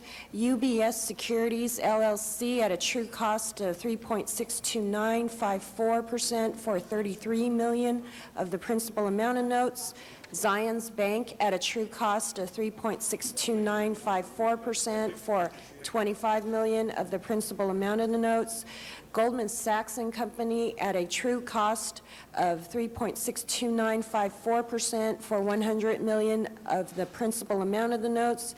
Bank of America Securities at a true cost of 3.62954% for $50 million of the principal amount of the notes. Goldman Sachs and Company at a true interest cost of 3.63016% for $100 million of the principal amount of the notes, and Merrill Lynch at a true interest cost of 3.63059% for $351,725,000 of the principal amount of the notes, for the total principal amount of $909,725,000 at a weighted average true interest cost of 3.62845%. Thank you very much, Madam Clerk. Anybody wishing to be heard on this item? If not, let's go ahead and open the roll, close the roll, and tabulate the vote. 11 ayes. That is approved. Yes, Mr. Labange, Mr. Parks asked for something out of order, but did you want to make an announcement or something? Mr. Terrence Kim did a great job as a summer intern. He's already completed his project. He's going back, going to head to what college? Going to Cal Berkeley. Give him a big hand. Thank him for his service to Los Angeles. I know Mr. Weezar will be very happy about your attendance at Berkeley. So, Mr. Parks has asked for item number 17 out of order. If there's no objection, colleagues, we will take that up next. Mr. Parks. Thank you, Mr. President. I think we have 3 cards from the public. If we can allow them to speak, and then There's we'll no go forward. objection to reopening the public hearing. Hearing none. I'd like to first call upon Ann Duncan to come forward. And hold my time. Yes. And then Susan Verge will be next after that. and then Christopher Peak. Good afternoon. My name is Ann Duncan, and I'm representing the Southern California Injury Prevention Research Center at UCLA School of Public Health. I'm also representing the Violence Prevention Coalition of Greater Los Angeles. In the latest data from the U.S. Centers for Disease Control and Prevention show that 2,827 children and teens died from firearms in the United States in 2003. That's about one child or teen every 3 hours. This is a public health issue calling for prevention measures, so we are in full support of this proposed ordinance, and we ask for a vote of yes. Thank you. Thank you very much. Suzanne? My name is Suzanne Verge. I'm with the Los Angeles chapter of the Brady Campaign to Prevent Gun Violence, and I'm also representing the San Fernando Valley chapter, formerly a Million Mom March chapters. I urge you to support this ordinance. Because of my work with gun violence, I know all too well of lives cut short because of a gun in the home. My brother was murdered because there was a gun in the home. I think if there wasn't a gun in that situation, there would have been just a good fist fight. I always ask when my kids go to somebody's home if they have a gun in the house, and I'll never forget asking my neighbor if she had a gun. And she said, yeah, we bought one after the riots. I don't know why we did. We just kind of got caught up in the hysteria. But once I told her the risk of having that gun in the home with kids, she turned that gun into the police and it was destroyed. I think it's very important when somebody's making a purchase of a lethal weapon that they understand the risk. So I urge you to support this. Thank you. Thank you very much. Christopher Peak is our next speaker. After that is Nico Milanopoulos. Hello, my name is Christopher Peak, and I'm a student at Loyola High School. And I'm here today because I know the price of gun violence. I never got to meet my uncle because he was shot and killed by a gun, by someone he knew, someone who had a gun in their home. And before I begin, I just want to read you one quick stat from the Journal of Trauma. For every time a gun is used in a home, an illegally justifiable shooting, so that's one shooting in which they defend themselves from a criminal, there are 22 criminal, unintentional, or suicide-related shootings. That's 1 in 22 chance. That's about 95, 96% chance that that gun's going to be used against the owner or against someone that they know. Organizations like the NRA, they try to proclaim that one shooting in which they defend themselves as being that great thing. They say that the gun's going to keep you safe. The gun industry preys on that fear, on that anxiety that criminals are going to break into your home. And they say, this gun, if you buy it, they make this promise that it'll keep you safe. And really, the major criminals are the ones that are in the gun industry for selling this product with a 95% chance that's going to be used against you or used against your family members. They're the criminals for using this product that increases the risk of suicide 5 times over. They're the criminals for selling this product that increases the risk of homicide 3 times over. It's your opportunity now, council members, to have this chance to reverse this promise, to make sure that people know the real truth about guns, about the impact that they can have. That it's your opportunity now to make sure that you can reverse the impact of suicide, reverse the impact of domestic violence involving a gun, reverse the impact of homicide, reverse the impact of accidental shootings. It's your opportunity now, so I urge you to vote in favor of this ordinance for the sake of protecting the lives of the people of the city we call home, Los Angeles. Thank you. Thank you very much. Nico Milanopoulos. Good morning. Nice to see you. Good morning. Nice to see you. I'm Nico Milanopoulos, 20-year-old gun control activist and co-founder of Kids Voice LA and Vox Populi.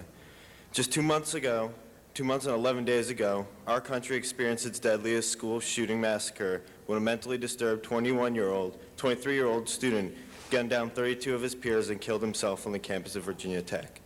In response, our federal government remained silent, proposing no effective measure to curb the shootings that plagues our cities, states, and nation.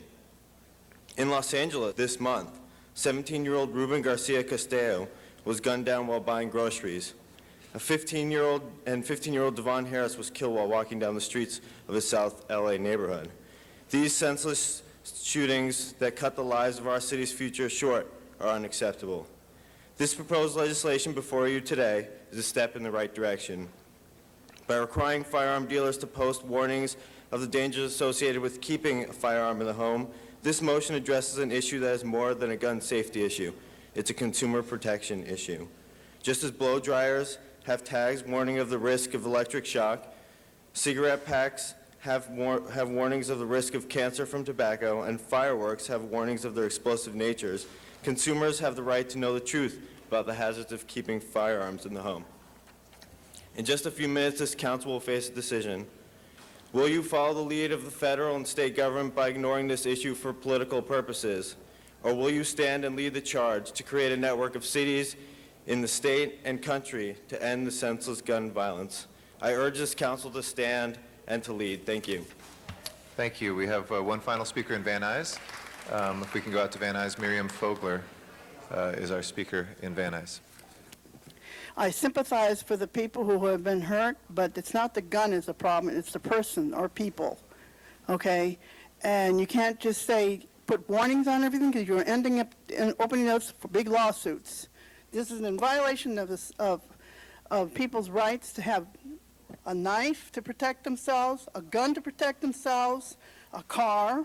You're telling everybody, whatever you have, any inanimate object, you got to have a warning. It's endangering your life. And that means you have no right to protect yourself from the monsters that we have to face today.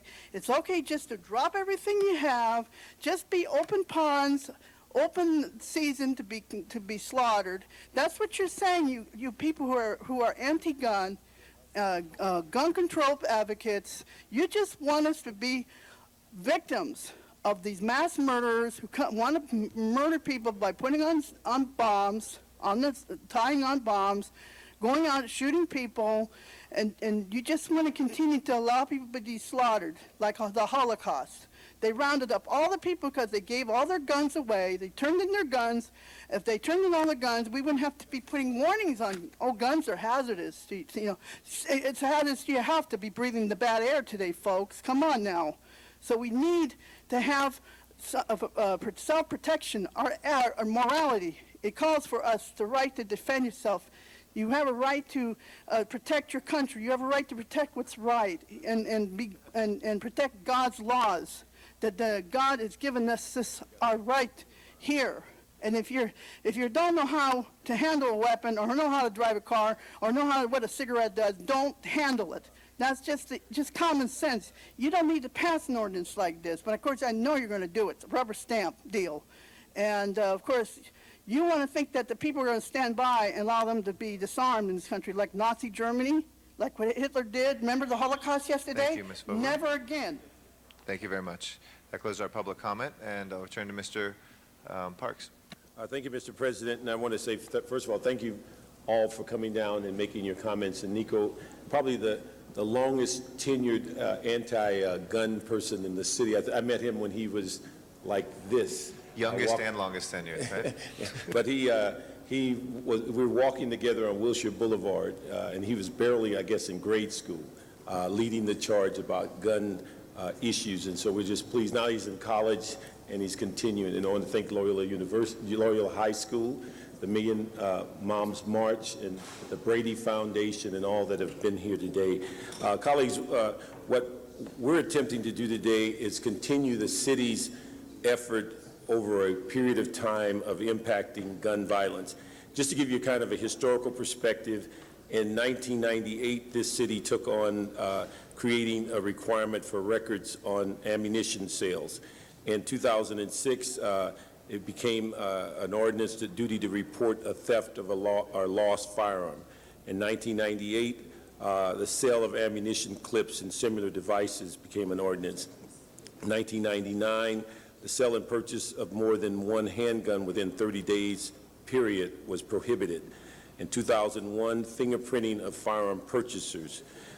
In 2001, sale of compact firearms were prohibited.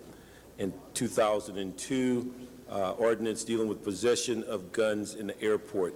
2005, the sale of large caliber firearms were prohibited. 1997, sellers of firearms prohibited the transfer of Saturday night specials.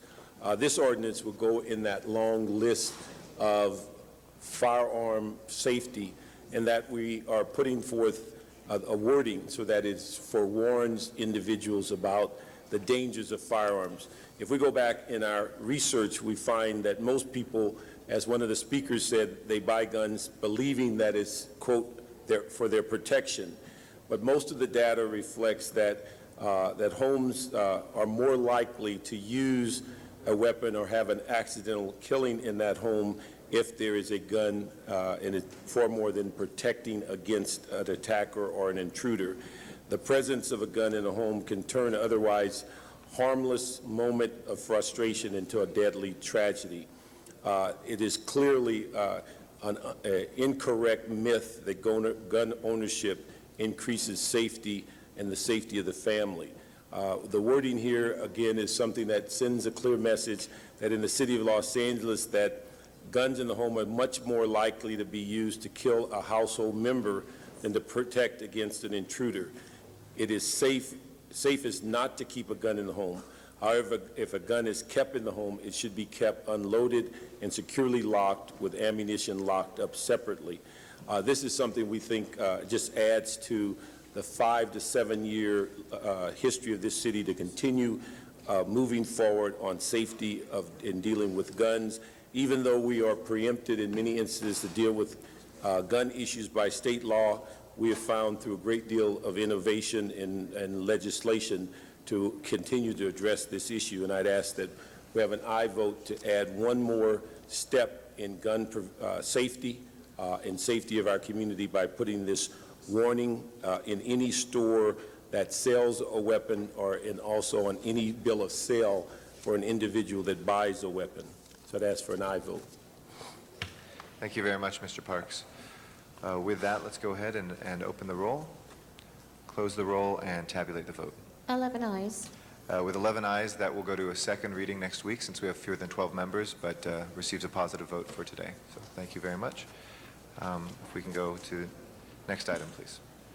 Next item is item number 1, and that was called special by cards from the public. Okay. We have one card on item number 1. Michael Hunt. Is Mr. Hunt here? Do not see him, so we'll close the public hearing. Please open the roll on number 1, close the roll, and tabulate the vote. 11 ayes. That will go to a second reading next week due to 11 members. Next item, please. Next item is item number 11, and that's a public convenience and necessity finding. Okay. We have Matt Dowd and Michael Hunt. Mr. Hunt or Mr. Dowd here? Seeing neither of those, I will move that. And Ms. Gruhl seconds. With that, please open the roll, close the roll, and tabulate the vote. 11 ayes. That is approved. Next item, please. Next item is item number 19, and that was called special by Councilmember Labange. Okay. Mr. Labange, item number 19 from Mr. Reyes' seat. Staff from the department come forward.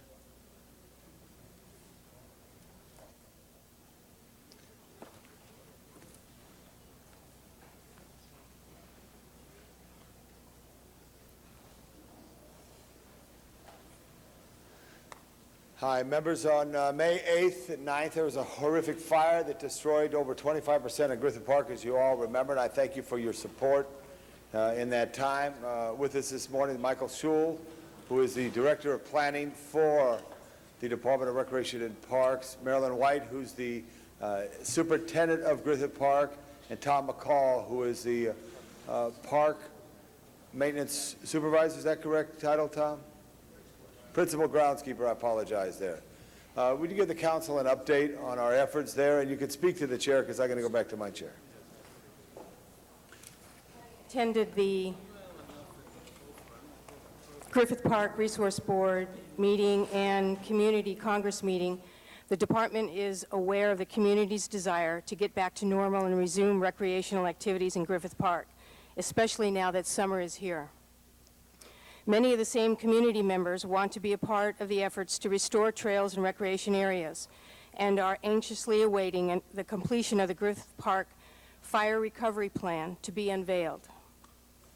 This plan will help clarify volunteer efforts within the newly formed Griffith Park Conservation Corps and especially implement a plan to coordinate volunteer efforts for the restoration of Griffith Park, including but not limited to the rebuilding of trails, gardens, and vistas.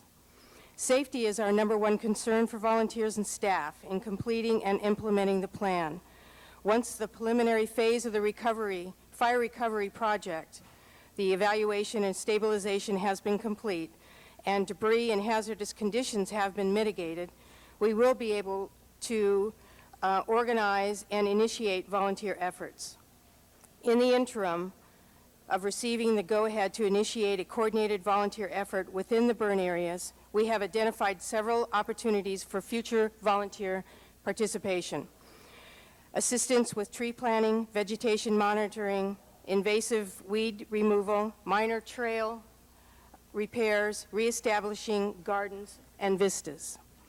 The Department Planning Division is preparing preliminary designs to restore landmark sites such as Dante's View, Captain's Roost, and Fern Canyon Nature Trail for review and input from the Neighborhood Council and other community groups.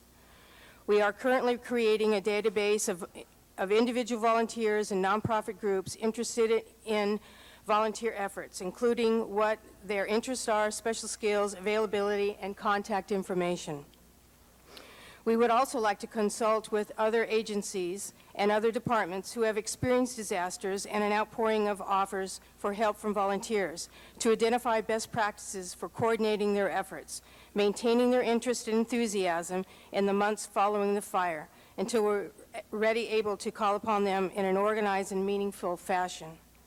Our goal is to plan monthly volunteer efforts that target specific recovery tasks and outcomes, providing the necessary tools, staff, trained team leaders, resources, and logistics in place beforehand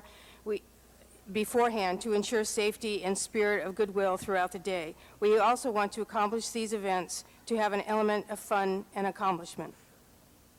What is the, Ms. White, what is the date you're looking to that?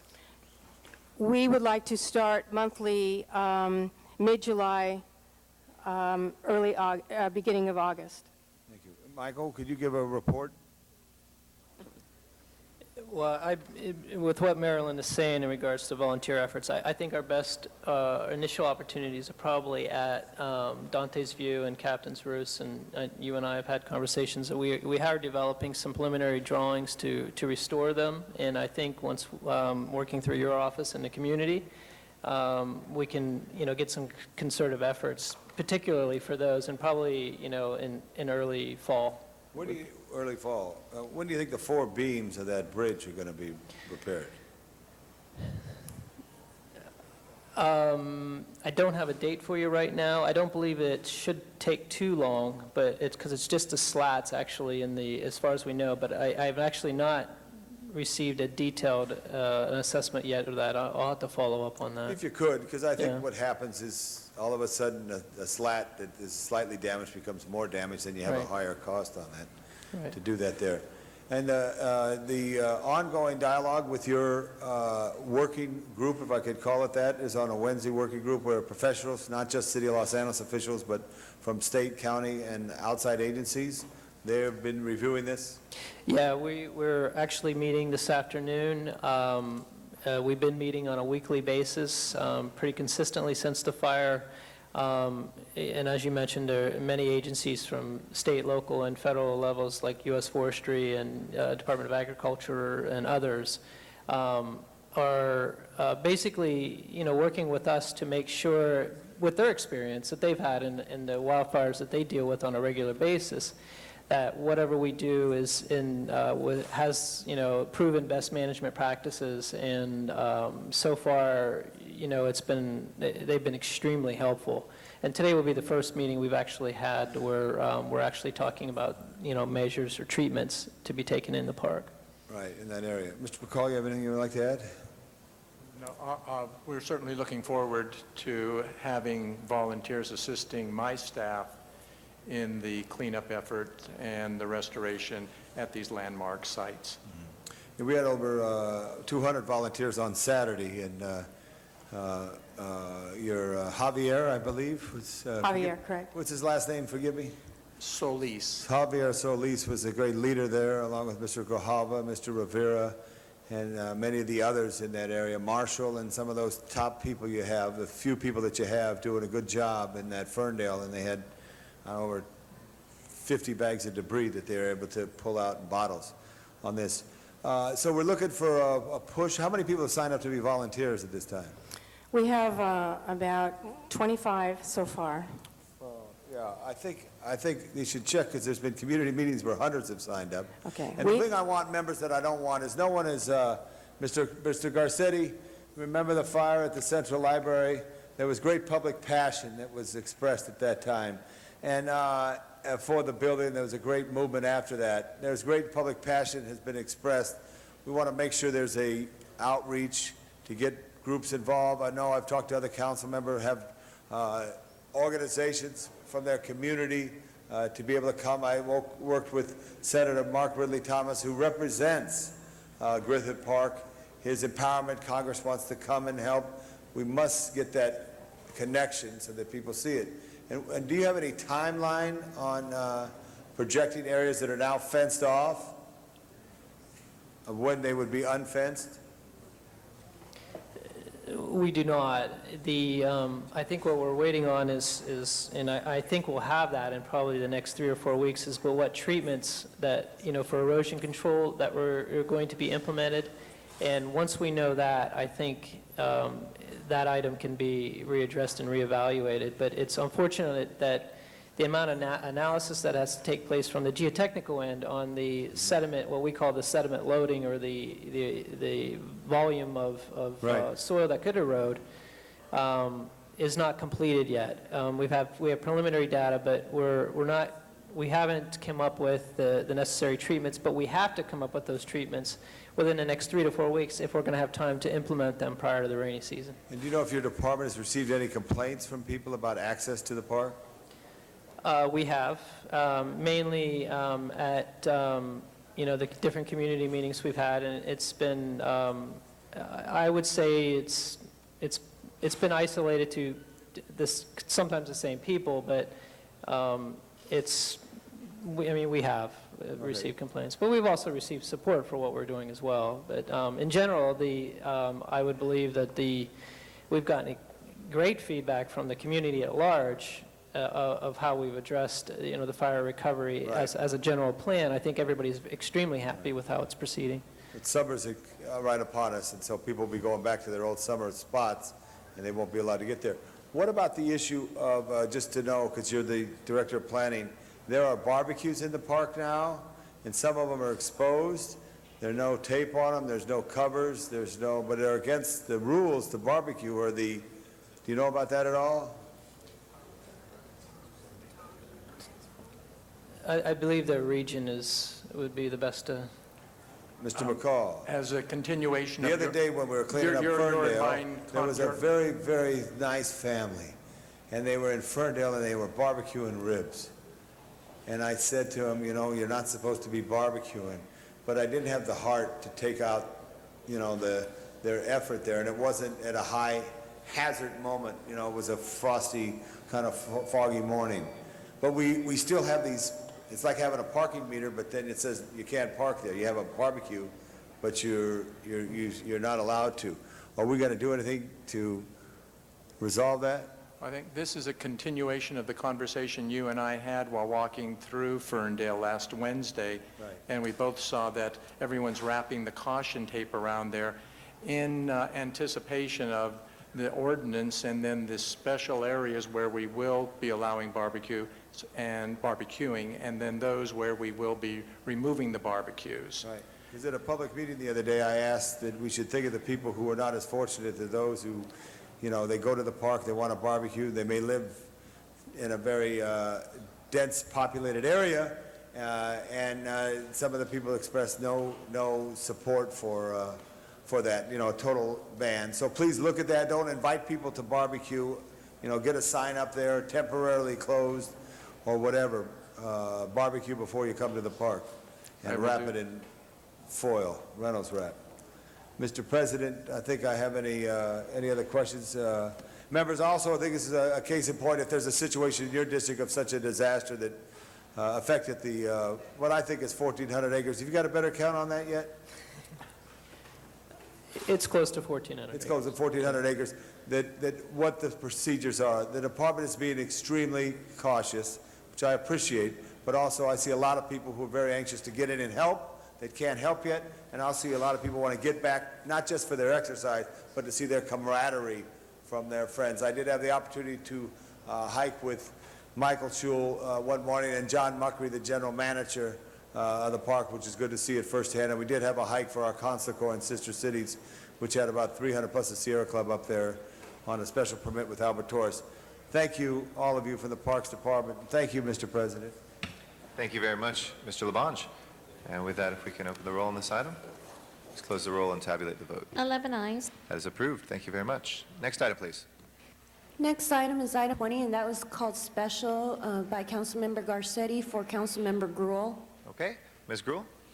Thank you very much, Mr. Garcetti, and I want to thank my colleagues from the San Fernando Valley, Zion, Cardenas, Alarcon, and Smith, that had their whole district in the valley, but I know Mr. Weiss and Mr. Labange support this as well. As many of you know, on February 6, 2007, the Federal Register published a notice by the Department of Commerce Bureau of Census that recommends the elimination of the Census County Division. In that notice, the Bureau indicates that the Census County Division has dropped nationally and that reporting by Census Division could be viewed as creating unnecessary complexity and geographic hierarchy. For me, it's more than geographic hierarchy. We really can't let this happen. Headline news was made when the Bureau first released its report containing the data from the San Fernando Valley Bureau. As Mr. Smith remembers, we fought very hard in the valley to ensure that we could be a specific statistical area. Both of the major papers in Los Angeles used the information that was collected extensively when it became available. And this Census County Division was created to provide a broad definition of the valley as a geographical entity on its own. And it's been particularly helpful for scholars who are trying to understand the social and economic conditions of the region, for economic development and housing organizations seeking federal and state resources for the region, and for governmental entities who are trying to provide resources and services to this region. My office and others has been contacted by legislators and working with the federal and state legislators, expressing their interest and supporting our efforts on behalf of keeping this Census County a division. And so it's important today that as we pass this, hopefully that we will get the mayor to sign and we will send it expeditiously for the Federal Register, because it must be received by the U.S. Census Bureau by July 5th, 2007. I think public policy by the Census Bureau should not be allowed for them to determine whether enough people have asked for that information, particularly when it is new information available to our region to help us provide services to our residents, to help provide the kind of information that is necessary for the San Fernando Valley. So I ask for an aye vote today, and I'm hopeful that will pass unanimously and that then we can ask for it to go forthwith, Mr. President. Thank you very much. Thank you very much, Ms. Gruel. And with that, let's go ahead and open the roll on item 20. Please close the roll and tabulate the vote. 11 ayes. That is approved. Next item, please. Next item is item 25, and that was called special by Councilmember Smith. Mr. Smith, item 25.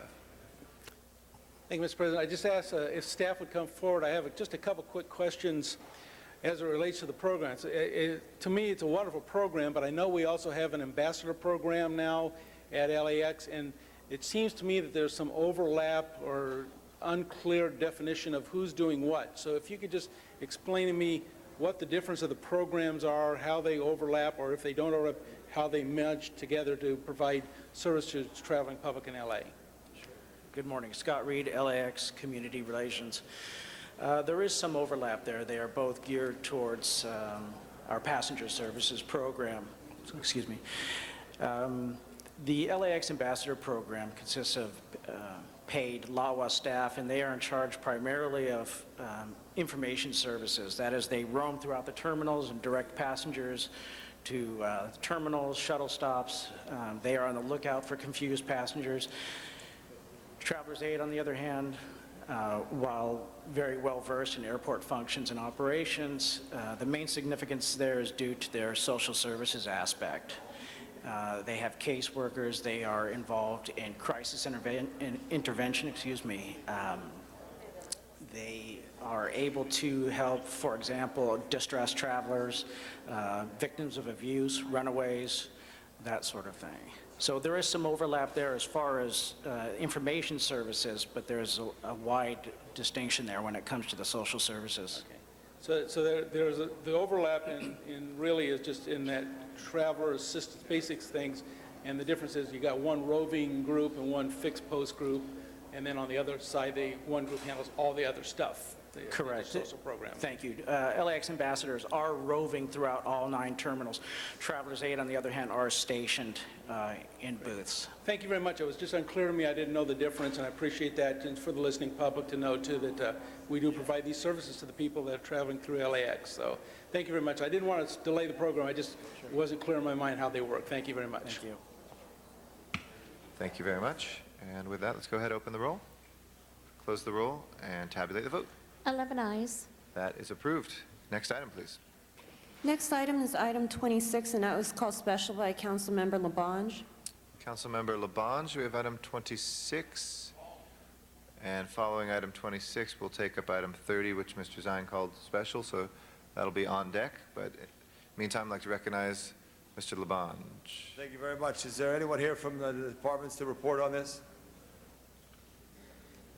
This is an important aspect to help travelers' aids, and it's very simple, straight up, straightforward. I just call for an aye vote. I wanted to bring the attention often that people have emergencies when they travel through Los Angeles, and this is an issue that would help I in think that regard. this one, Mr. Labange, is the construction dumpsters on the hillside streets. This is I apologize. I was reading number 25 off the board behind you. My apologies. Let me just I think we change put it. the wrong one up. This is, The system is a little slow right now. My apologies. The other one is important as well, but would you like to speak on 26? yeah. Okay. Thank you very much. I was reading without my notes. I apologize. Thank you, Mr. Smith. Hi, a representative from Public Works is right here real quick. I know Mr. Weiss was very helpful in trying to deal with this issue and this problem as well. We go forward with Mr. Rosendaal's support from his Committee of Public Works on the issues of dumpsters, substandard streets, and hillside areas. I know Ms. Gruhl is very interested as well. Brief report from the department. Good morning, Tom Carabello, Bureau of Street Services. We were requested to come up with recommendations regarding 62.45 of the LAMC and the placement of bins on the public right-of-way. What we are recommending at this time is that the Bureau recommends that the ordinance allows police officers, traffic officers, inspectors, and investigators to impound trash bins that are without permit within a 72-hour time frame. Currently, our division prohibits the placement of the bins on streets that are less than 12 feet wide, and this would definitely help us in removing some of these bins. Thank you, and I appreciate it. Mr. Smith, you've been a champion of this as well on the former tenure of Public Works. Ask for an aye vote forthwith on this matter as well. Thank you. Mr. Zine. Thank you. I have a question regarding the permits. Who do they contact to determine if there's a permit issued? Because there's no permit on the dumpster. That would be the Bureau of Street Services. So an Investigation individual who has a permit from the residence, if an officer sees their DOT, they call the street services, and they'll be able to determine that by that address that there's a permit. So it's issued to a specific address? Absolutely. The bin should only be placed in front of the property owner's address. In addition to the permit, we'll also be issuing a tag that they'll be required to put on the bin, which an officer will be able to identify that it is a permitted bin. Okay, when does that take in effect, the tag on the bin? Once we issue the permit.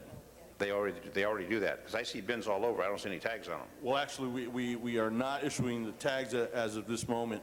We still have to get together with the CLA, City Attorney's Office, to square some of that away, and also to get a company, almost like OPG, which police uses for impound, to assist with the impound of the bin. So if it doesn't have a permit, they can still remain there for 72 hours before it's impounded? Is that what you're saying? That is correct. So it would be impounded the same as a vehicle for 3 days? Correct. Okay. Correct. The other question I had is a while back, we introduced a motion regarding reflectors on those bins. Many of those bins are on streets, and the street lighting is it's not a well-lit area. Who does the enforcement of the reflectors that were required to be on bins, especially in residential areas where there's large bins extending past the parking lane with no lighting, there's no reflectors, no blinking lights, nothing? Well, currently, that is the condition of the permit. Due to staffing, though, we're responding to these complaints on call basis. But it is a responsibility of the Bureau of Street Services to make sure that the permittee is following the conditions of the permit. So the reflector is currently required on the bins? Yes, sir. And if there's a complaint on that, you folks do the enforcement on that. Do you cite the resident or the business or the company that deposits the bin? Well, initially, we'll go to the residents because they're the ones that actually pull the permit and make sure that they are following the conditions. If they fail to do that and we cannot get them to comply, at that point, we'll contact the company and ask them to remove, and we'll revoke the permit. Okay, why don't we go after the company, since the resident who's doing a remodel on their home has the bin delivered, which they're paying for? The company that delivers the bin should be responsible, not the homeowner or the business that hires them to use that to collect the refuge. So I think we have it backwards, where we're going to go after the homeowner or the business. It should be the company that operates that bin that's held responsible, and we should go after those folks. Well, that's something that we'll have to go back and look at, make sure that we either make sure we include it in the condition, or we'll have to change the ordinance somehow.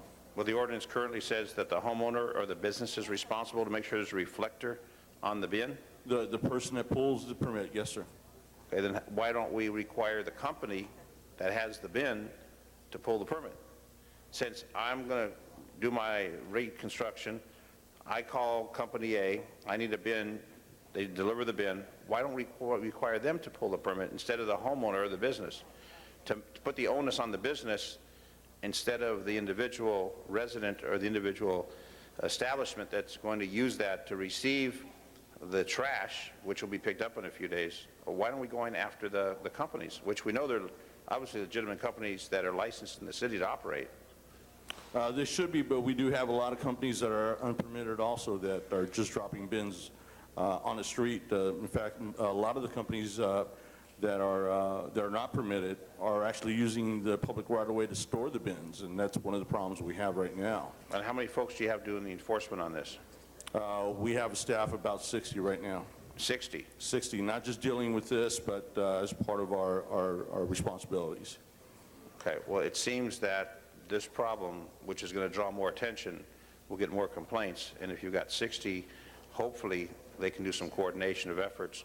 Street services, I know building and safety doesn't really deal with that, but there's an overlap many times where building and safety is there inspecting the facility, and they don't check the bin. That's under another section of Public Works. Maybe there'd be a little cooperation between the two, because every building that's going to go through some kind of renovation has a building inspector assigned. Maybe there should be some cross-training between you folks and building and safety. Absolutely, and in fact, in this recommendation, we are requesting that a contract administration, several other departments that are dealing with construction-related duties also enforce this ordinance. And they can do that under the current ordinance that we have? And not under the current, under this revised that we're proposing. Okay, thank you. Thank you, Mr. President. Back to you. Thank you very much. Mr. Rosendahl. Thank you, Mr. President. Indeed, Mr. LeBron provided real leadership historically with this, and so did Mr. Smith, and we approved this in Public Works, as Chair of Public Works the other day. I'm looking at the italics here, the proposed ordinance, and some of the questions that Mr. Zine just asked are relevant. When we pass this, how are we going to publish it? How are we going to let everybody know this exists? For instance, it says here, any building material of any kind left on the public right-of-way for 72 hours without a permit is subject to impound. And then it goes on and on about the different fees in different situations. Obviously, I want to see neighborhood councils, homeowners associations. I want to see absolutely everybody understand this before anybody gets penalized on it. What procedures are you thinking of in publishing this and getting the word out? Well, definitely we'll set up some meetings with various council offices and give them the information. In addition, when people are applying for the permits, they'll also be notified We have a website that will also provide this type of information, and obviously, if they call our office, we'll provide that also. So once we pass this and then it gets locked into law as an ordinance, then we will publish this to absolutely everybody we can conceivably think of. We'll meet with each council office, because I don't want a constituent calling me and saying, I didn't realize that da-da-da-da and that I was violating the law. We have a lot of construction going on in our great city, and some of these streets are very narrow and are hazardous, frankly, and these issues need to be dealt. I get people calling me every day about some of these dumpsters out there. So again, how are we going to get the word out? Well, again, this will be a combined effort. We'll be working with other departments and bureaus, so we'll make sure that they also are aware of the changes in the ordinance and also pass that information on to permittees. Now, Would you give us a quick thumbnail as to how this will operate and when? well, again, we're still trying to put it together with the CLA and city attorney. Right. But basically, permittee can go online, submit for and apply for a permit, or they can walk into the office. We will give them the information. We will also give them the tag that they need to place on the bin. We'll have officers out in the field that will be looking for these violators. They will tag them and follow through with the impound procedure. Great. Well, thank you so much for coming before us. Appreciate it. Thank you, Mr. President. Thank you. Mr. Zahn. One more question. We hired a bunch of people to do newspaper rack enforcement. Whatever happened to those individuals? Because I don't see the news racks getting in compliance. Oh, our division is still, we are currently enforcing and reseeding the city as far as the news racks go. We're currently out in the South Valley area. We just finished Ventura Boulevard. We've done Roscoe. We're just about finished there. We're moving over to West LA right now. We've done some enforcement out in the Westwood Village. Excuse me, this really isn't related to the agenda item description. Wait, so how can we stretch it to make it part of that? How about if we How about don't? the news rack that's a dumpster? Excuse me? Thank you. I got off track, but We are out there, though, currently enforcing that all right, ordinance. thank you. Thank you for keeping us on track. Thank you very much, Mr. Zine. With that, let's go ahead and open the roll. Please close the roll, tabulate the vote. 11 eyes. That is approved. Works, thank you. Thank you. Next item, please. Next item is item 30, and that was called special by Councilmember Zine. Mr. Zine, item number 30. And Thank you. the Mr. City Attorney, will I'm be back up watching you again. very carefully. I'm ready. Thank you, Mr. President. Do we have someone here from emergency preparedness? If we don't have anyone here from emergency preparedness, I can't get my answers. Are you here from emergency preparedness? Thank you very much. Okay. This came to a couple committees, including my personnel committee. One of the issues regarding $848,000 for this project is a request back regarding the education, outreach, training activities to be performed. Has anyone come up with anything in that arena that we've asked before we move forward and hire these people to do a job and try and figure out what they're going to be doing? Sir, you're asked, I'm sorry, my name is Myra Puchalski. I'm with Emergency Preparedness Department. So you're asking specifically what the AmeriCorps volunteers will be doing in their outreach efforts? Yes. And who, because it talks about training, it talks about, I know, we're going to train the trainers to train other people. Is it going to be a citywide program?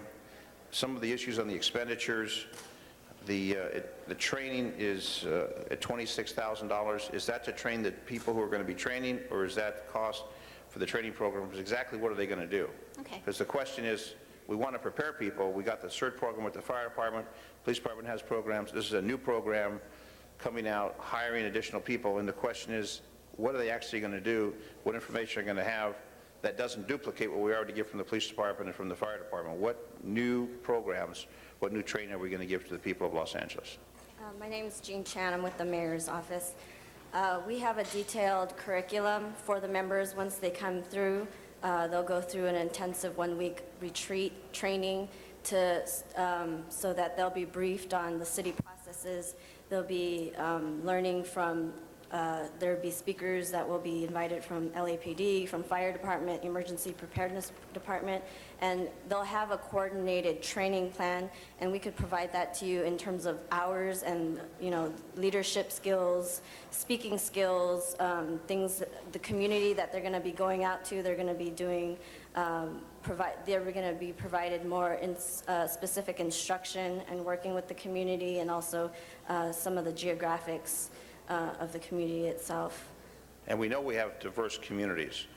We have non-speaking communities, non-English speaking communities. What type of outreach are we going to do for the non-English speaking communities throughout the city of Los Angeles? I think it was brought up in Personnel Committee what the requirements for the members would be, and I just wanted to clarify. The requirements from the AmeriCorps provisions state that they have to be 17 years of age and a U.S. citizen, so that's the basic requirements from AmeriCorps. For our program itself, we've developed a little more stringent regulations of what we're looking for in terms of member recruitment. We want to make sure that they have a knowledge of this LA City and specific areas that the communities that they're working with. Also, we want to make sure that the representation of special needs populations will also be included, including seniors, physically challenged individuals, people with different language speaking abilities. So we'll have individuals who are fluent in the other languages other than Spanish, the other languages that we have, and maybe they have to be coordinated with churches or schools or something, because that population is spread throughout the city. But when it comes to emergency preparedness, we want to make sure everyone's prepared. And I know that Hal Burnson was always a strong advocate because of earthquake. Well, we finally had the big earthquake, and I'm sure many people weren't prepared. And what we're trying to do is make sure everyone in Los Angeles is prepared. And that language barrier oftentimes creates a problem. So I wanted to make sure that the folks we're bringing on board, if they're English speaking, that's great, but that doesn't help address the other language that we have in the city of Los Angeles. So that's going to be a part of the criteria. Yes, that's included as part of our performance measures. We've included our outreach to the special population groups in the city. And that would come under special population with disabled and seniors, et cetera. Right. Okay, and when is the program supposed to kick off? It would start July 1st, July 2nd. Okay. And are we giving preference to LA City residents? Yes, I mean, that's one of the criteria we're looking at, also their knowledge of the community, so that's what we're looking at. Well, knowledge is different than living in the city. For example, if they live in Long Beach, or they live in Pasadena, or they live in Glendale, shouldn't we try to employ people within city boundaries? In other words, live in the city of Los Angeles, wherever in the city of Los Angeles, to try and give them people who are looking for a job at that age category? Yes, you're correct. We're probably going to look at the entire recruitment pool and give preference to those individuals living in the city, because they'll have more of that knowledge. Right. Yes. Okay. So this will be citywide Yes. program through all parts, all districts of the city of Los Angeles. And the training program is going to be conducted where? Different areas. Once the project coordinator is on board, they're going to coordinate with different community agencies to coordinate trainings with other AmeriCorps programs. They can hold off-site trainings to focus on area-specific community needs. It's really going to be up to that project coordinator to determine all the logistics and figure those out. Okay, and if we can get the information, we'll disseminate to residents within our respective communities, the council offices, if we can get that information also when those programs are available, to let our populations know. Okay, thank you. Yes, thank you. Thank you. Thank you, Mr. President. Thank you very much, Mr. San. No other members wishing to be heard. Let's go ahead then and open the roll, close the roll, tabulate the vote. 11 eyes. Thank you very much. That is approved. Next item, please. Item number 41 was called special by card from the public. Okay. So item 41 will go out to Van Nuys. Miriam Fogler will be first, and then Sharon Brewer. She's left, but she told me the total's around 700,000 now, counting. And this is just to show you that where we need the funds badly for, like, what you just voted for, training people to, for jobs here in LA. We're having all the shortfall, and your people are approving this stuff and having the events first. You don't even check it out. And then she showed me about the LA Film Festival charging $70,000, $75,000 just to have a program. Every single year this has been going on. So I hope you hear me, Sharon, but, you know, I wish you were here. So unfortunately, you know, this is what's been going on. It's another rubber stamping going on as usual. And this is the reason why they keep wanting to keep adding ordinances, folks. This is about making money. That's why they want to pass laws against us, because this is, after all, they got to raise money for the special events, passing taxes and more fees. And we need to oppose these people on, you know, I'm not for you or against you, but, you know, I'm trying to be neutral, but I don't like the way you people are just rubber stamping everything here and allowing these special events just go through without even just, you know, giving us a fair chance here. You just go ahead and have the events first. You don't even stop and tell them, hey, look, you got to have the insurance. You got to pay for the cost of closing up the streets, everything. So I don't know why we're doing all this and doing the farmers markets things. I think these people are getting money from the customers. Why can't you get some revenue from the people who rent those booths? I mean, this has got to be a fair deal between us. So the city's getting ripped off on these special events. Thank you. Thank you very much. That closes our public comment on item 41. Please prepare the roll and tabulate the vote. 11 eyes. That is approved. Next item, please. Next item is item 41, and that was called, Sorry, that was 41, I believe. oh, sorry, is item 45, and that was called special by cards from the public. Okay. Miriam Fogler, again on item 45. And we have 1 minute left. 1 minute left. What is this? So the city attorney just informed me. No, I don't think this is correct. That's against my freedom of speech here. But remember, Howard Watts used to come down here opposing the CRA, and that's the very thing. For this, that's why you're limiting me to 1 minute, because you don't want the taxpayer to hear. This is taking tax income money away from the police, fire, and all essential services. That's why you people are trying to find a way about put more money, like bins, and also, you know, everything you can think of, trash collection. That's coming up. You want to try and impose that. That's already on the water and power bill. You just want to keep tagging on and on and on to pay for this agency. And all you want to do is stop people from mansionizing. And here you're allowing the agency to keep building real tall buildings, bigger than block buildings. You're talking about mansionization. Talk about the CRA, what they're doing. Look at what they're going to do with the Grand Avenue project. They're going to take down a lot of parking, and the county and the federal buildings will have to probably move out because they don't have any place to park. Nobody will be able to get in there. It's going to be all snarled because who's going to ride public transit when you can't get there? It's very poor transit. It's like New York. New York, they can't even get anywhere. Thank you very much. Appreciate your comments on this, and we appreciate your understanding, too, on the council policy. Please open the roll, close the roll, and tabulate the vote. 11 eyes. That item is approved as well. Next item, please. Next item is item number 48, and that was called special by cards from the public. We had a hearing on this yesterday. Does this require a second hearing? Okay, so this is a continuation, colleagues. We do have cards, Mr. Labange, just so you know.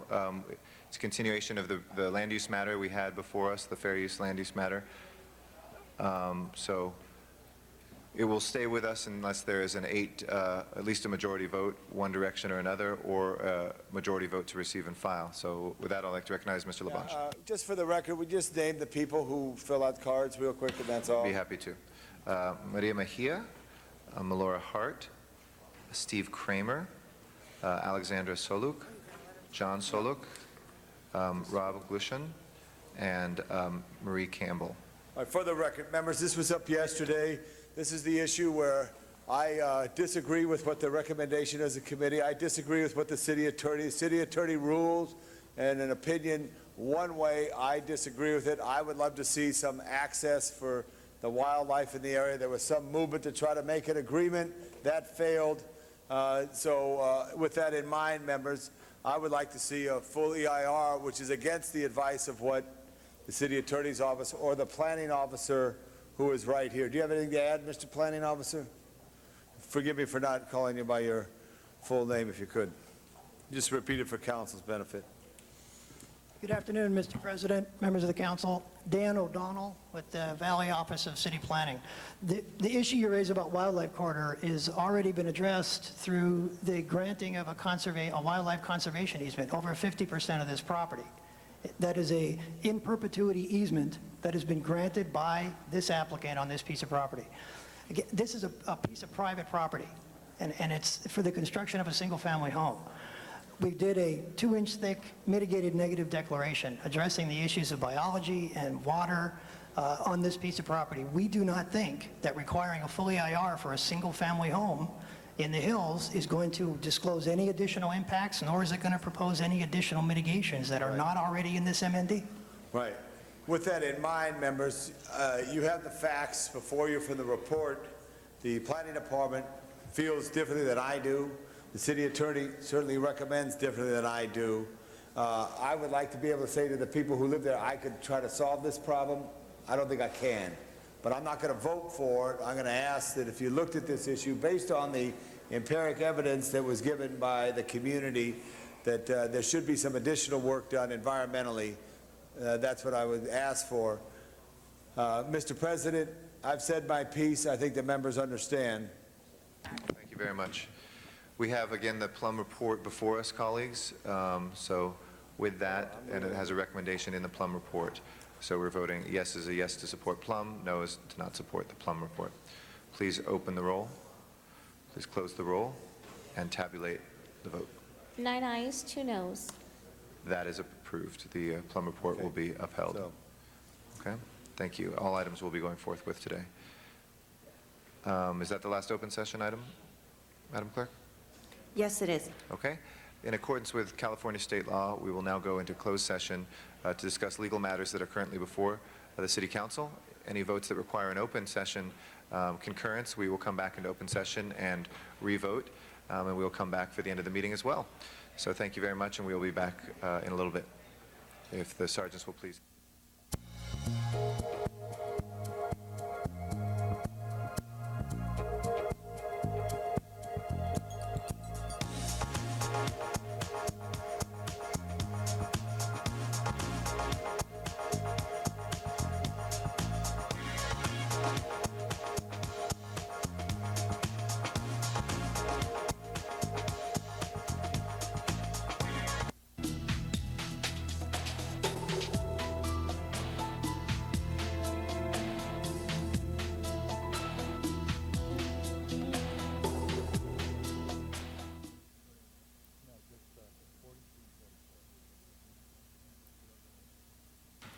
All right.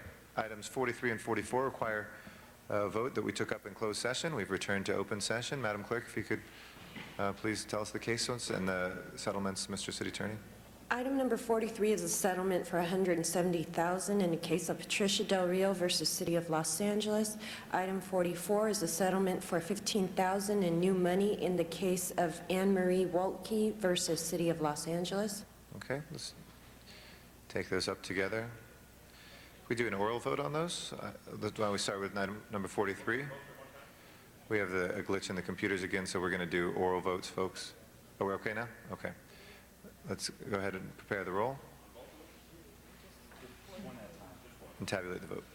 10 ayes. That is approved. Next one, please. That is item 44, and that's a settlement in $15,000 in new money in the case of Anne Marie Wolke versus City of Los Angeles. Okay, please prepare the roll and tabulate the vote. 10 ayes. That is approved. Yes, Mr. City Attorney. And for the record, on both 43 and 44, the vote in closed session was 11-0, with council members Alarcon, Cardenas, Hahn, and Reyes absent. Okay. Next order of business, please. Motions for posting and referral. They are posted and referred. We have excuses on the desk. Please read those. Councilmember Zine requests to be excused on July 6th to leave at 12 noon for city business. This meets council policy. Mr. Zine is excused. Next excuse. Councilmember Rosendahl requests to be excused on July 6th for city business. A motion is required. Okay, we'll move that. Ms. Perry seconds. That excuse is, and Mr. Labange will be recorded as a no vote on that. Ms. Perry can take that up with him later, but that excuse is granted. Next excuse. That clears the desk. Okay, do you have any announcements, colleagues? Anybody have any announcements? Mr. Parks for some Thank you, announcements. Mr. President, I have a couple of announcements. One, the Empowerment Congress West Area election for 8th District. It's Saturday, June the 30th, 10 a.m. to 4 p.m. at the Audubon Middle School at 4100 block of Los Angeles. Also on June the 30th, the 8th District, along with a number of community groups, will be having the first annual Lemert Park Book Festival. It will start at 10 a.m. There'll be over 70 artists in the Vision parking lot with their books and a variety of other literary programs. So we invite the public to come out. Any other announcements, colleagues? Do we have any adjourning motions today? If not, Madam Clerk, please call the roll.